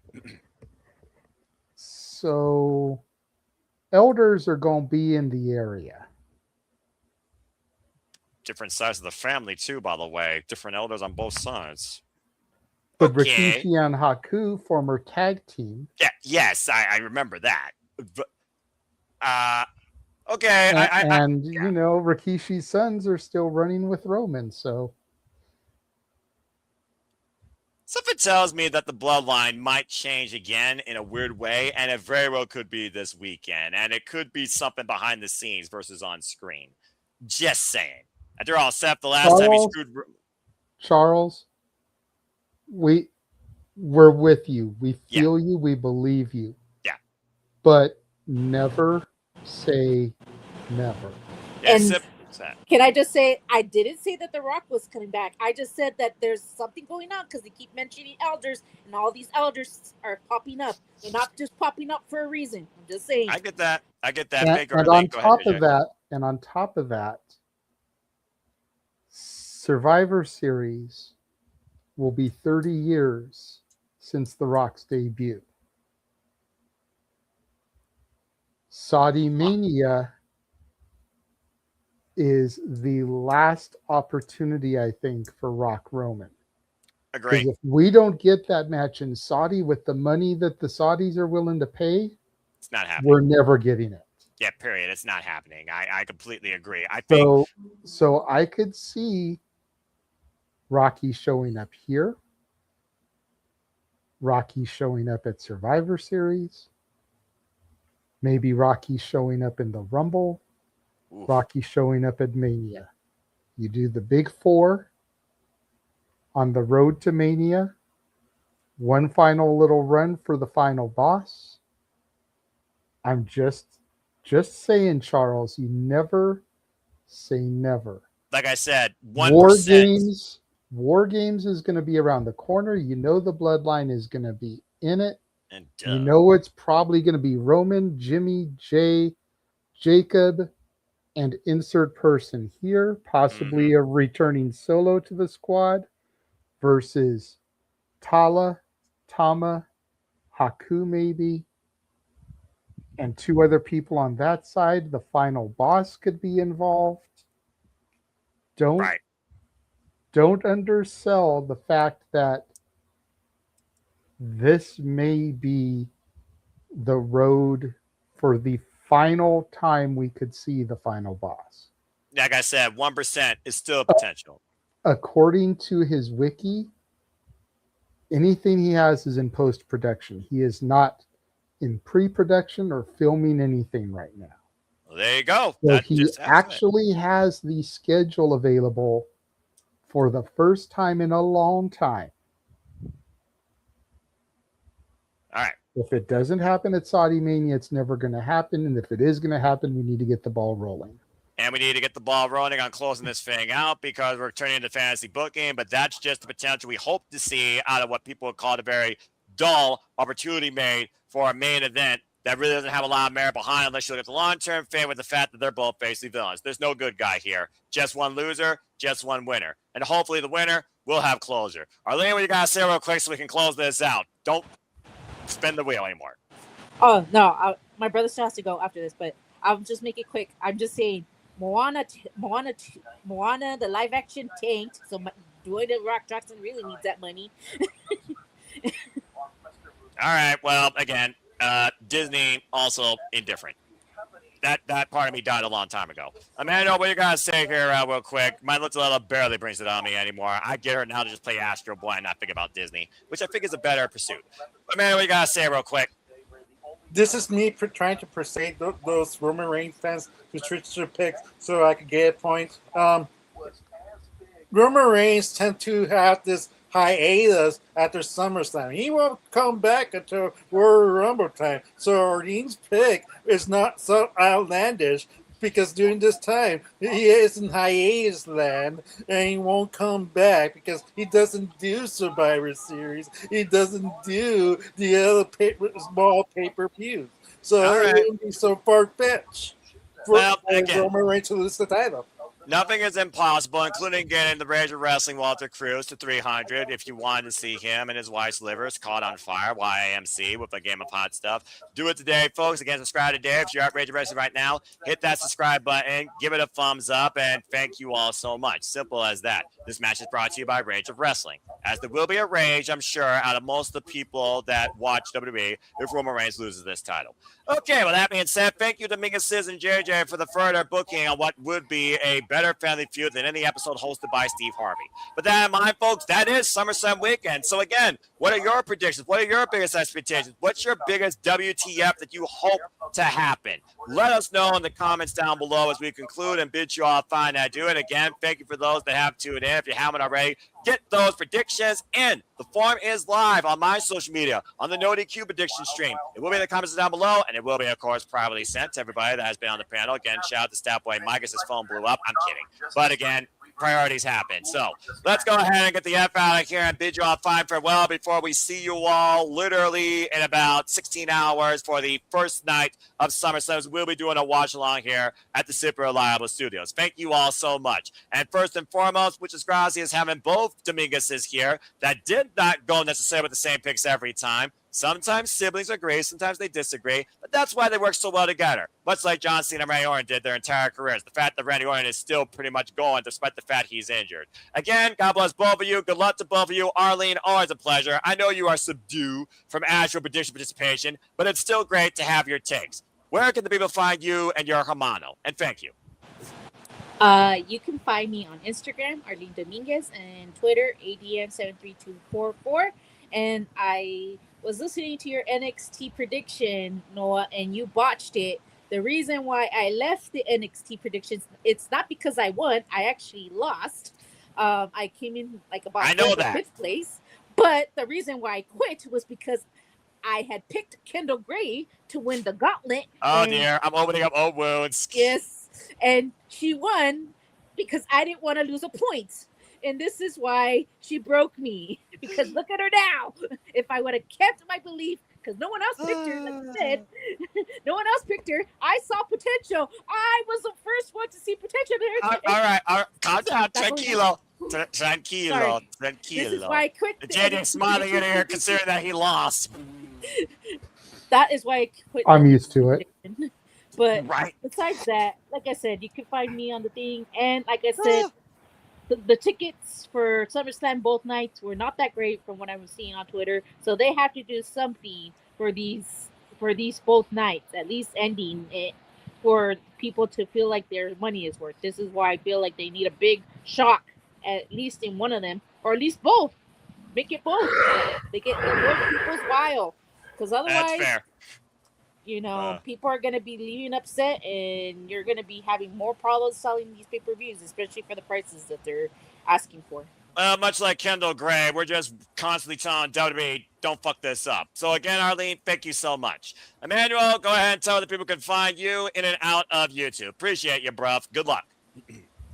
Yes, you can find me in Interactive Games and Movies. We can still do the journey because who done it and include other games.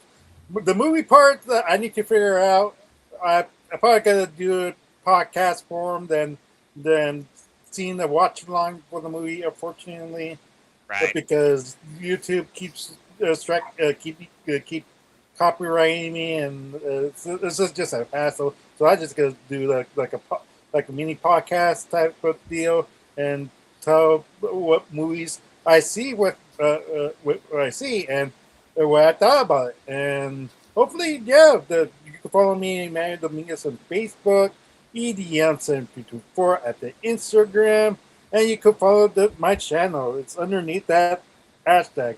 And give a comment for once. So leave likes.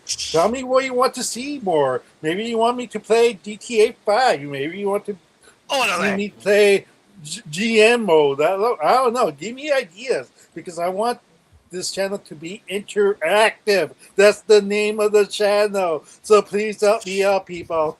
He's trying to become the modern day Taboo Tuesday at this point. Thank you, Emmanuel. Good luck in your YouTube channel. Appreciate you. See you next time, Sleepy Dating. Stay tuned with the forum and good luck this weekend. I look forward to the next time we see Sleepy Dick on episode number 180. All right. That being said, Walter, always a pleasure. Again, folks, if you haven't already, subscribe. Acknowledge this. Subscribe today. Rage of Wrestling, because Princess says La Princesa and the current WWE Women's World Champion, Tiffany has told you so. And again, get to 300. Let's get to that goal. Let's freaking go. Walter, plug and tell the people, promote and tell where they can find you. Always appreciate you.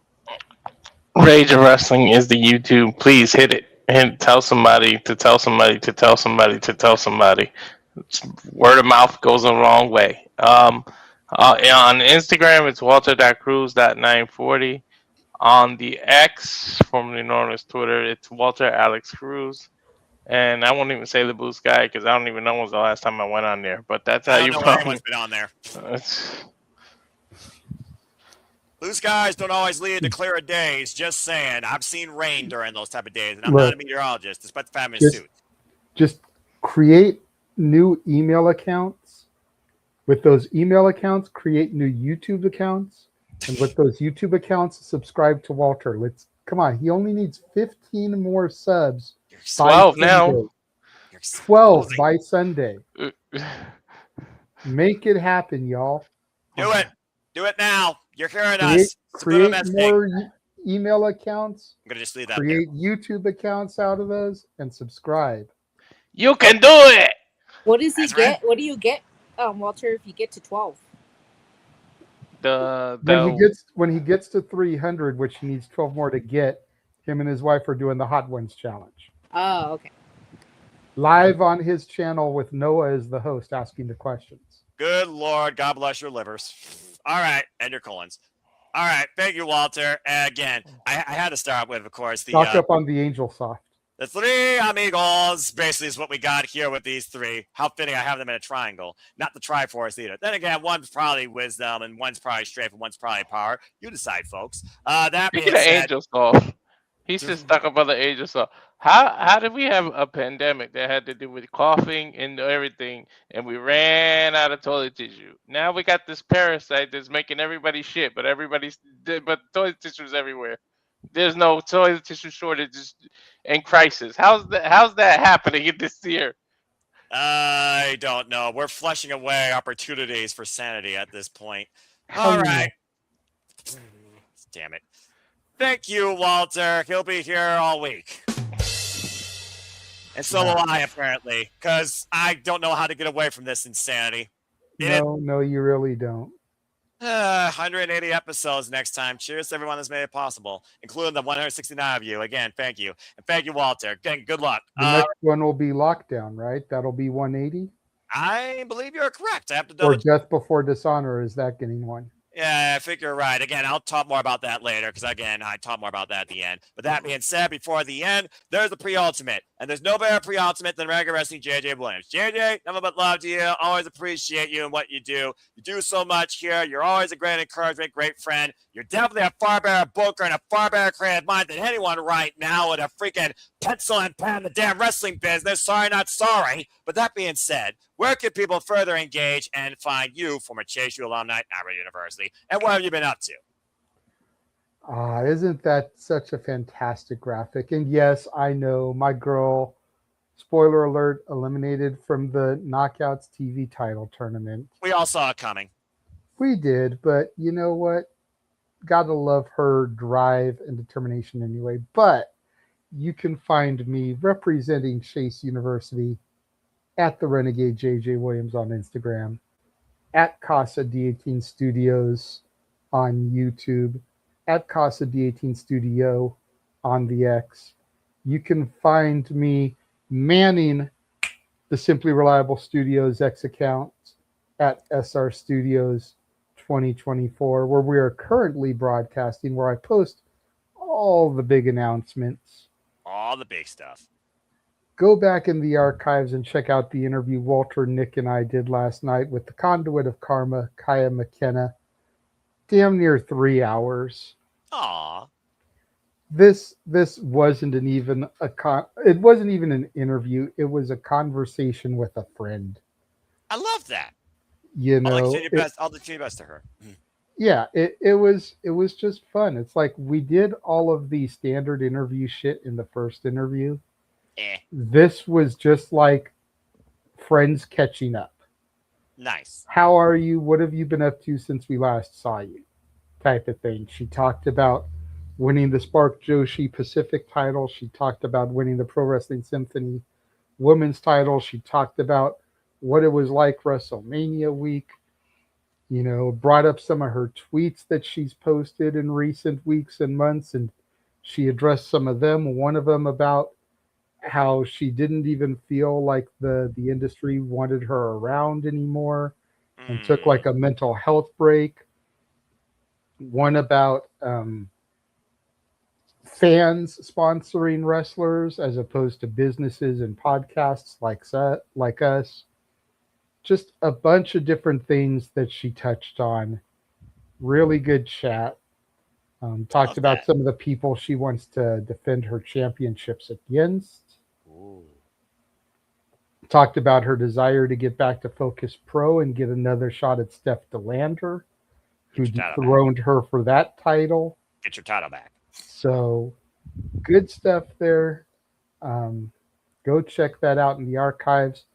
This coming Monday, a very rare Monday interview for us. The former Joe Gacy will be joining us.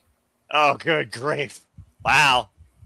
This is going to be a fun one. Going to talk about his time in the Wyatts, his time leading the Schism, talk about his return to the Independents. I do know that he filmed an interview with Chris Van Vliet. Huh. But CVV's interviews usually go up on Tuesdays and Thursdays. Correct. So our interview with him, number one, will be live, and number two will go up before CVV puts his interview up. So we will have one of the first interviews with Joe Gacy. Nice. So be on the lookout for that. There's been some weird goings on during Vandal 48 promos on GCW that seriously hint at the potential of Joe Gacy coming to Game Changer Wrestling. That would be a game So I hope that that is a thing. And as such, that, you know, maybe I can see him again at GCW. And then go back and check out our interview with Babushka Baron, the People's Babushka, John, from the week prior. That was a fun chat as well. All right. Well, thank you so much for that, JJ Woods. And again, folks, you haven't already, we are the Sikoa Studios. We want to be your one-stop spot for all your reliable professional wrestling coverage, sports outlooks, and wrestling engagements. And I hope you continue to follow on for the ride, especially if it was for your first time. And again, I thank you all for tuning in to the Dating. If you want to further engage with me, you can find me, if you choose, on the X or on YouTube at Foster1916. For I am nothing more but a simple man and a lifelong fan of professional wrestling. Damn it! Again, we got a stat weekend for you. We're covering both nights of SummerSlam and then closing the weekend out with overall Sunday night shenanigans. Easy for me to say. Triple S right there almost. SNS. There you go. Sunday night shenanigans. There we go. There. Words are hard. ShopEvanandCaitlin.com. As we conclude the weekend, bringing you our overall closing take of the entire PLE before we go on to next week. Speaking of next week, stay tuned for me and Papagino. Breaking it down, 6 p.m. Standard Time, and giving you your leaderboard updates live, not a moment prior, for both Team No DQ and the No DQ Galaxy and the City Predicting community. After SummerSlam concludes, again, follow Papagino 0017, the Papagino Network today. Subscribe to today. Me and him will be hosting Officially Breakdown, 6 p.m. Eastern Standard Time, live across both our YouTube channels and, of course, the Aaron Riff No DQ Galaxy YouTube channel. And, of course, the people that you saw here on this feed, including Statboy and Mike Boy, is mostly on voice and off screen. They're not the only fine folks you can learn here at the Super Reliable Studios. So, again, don't be a dickhead. Subscribe today to our Canadian friend Ash at Batty for Wrestling, or follow her on the X at ShadowBadAsh. And stay tuned for the next time me and her do another simple session. And apparently, I'm going to be playing a game and probably being embarrassed. And the other queen, along with Arlene, there are 3 queens, our own Charlie's Angels here at the Cinema Studios. Follow Datilla when it's wrestling time at Rangers of Wrestling, as you see on YouTube and on the X at Datilla_. And please subscribe today and follow her newest venture on the X at Pop Culture Powerbomb, PC Powerbomb, as you see right there. Arlene, I see your hand. What you got to say real quick? I just remembered I was going to say something about the Roman and Seth match. Twice, he was tempted to hit Seth with the chair. You think he learned the first time not to go and hit him with the chair? No, he did it the second time. All right, well, quit opening up old wounds. Roman Reigns can't close them up. There's Band-Aids for that in medicine, I think. But thank you. And again, I thank all of you. And again, shout out to the 33 of you that put your predictions in. The form will be in the feeds once the stream concludes and on my social medias and also at NoDQ. And as always, I'd like to conclude, there are no winners, no losers, no betters. Just fans with opinions for this passion we all share. At the end of the day, support one another, respect each other, protect your mentality too. Treasure your families, no matter how much they may bug you. And just life and enjoy professional wrestling. It's truly as simple as that. As JJ pointed out, to the predicting, it's for TNA, NXT, WWE, and AEW, and Ring of Honor. We got LAFO, we got Lockdown, we got Death Before Dishonor, we got All In, Money in the Bank, and NXT will be bringing forward a heat wave. So stay tuned for City Predicting for all of those shows and so much more. But with that being said, I know everyone is ready to snore. So I think right now I'm going to bid you all a fine adieu. And Charles, it's in the chat, so it doesn't matter. Not doing it. For Statboy, for Walter, for the Dominguez, for the Bragger Wrestling, JJ Williams, for Charles, who's an idiot, and Nick, as much as an idiot. And for all of you that have tuned in for the first time or continue to, whether in your X feed or on your YouTube screen, thank you all so much for tuning in. And until next time, make a pause and bet in life. Have a good night, and thanks for tuning in to Simply Predicting for our WWE SummerSlam. We will see you for our watch-along coverage this weekend, hopefully on both Saturday and Sunday night, and the shenanigans to follow. And so you gotta know the Q and stay tuned for Aaron Britt's recap following both nights too. Have a good night, folks, and we will see you again here very, very soon. Take care.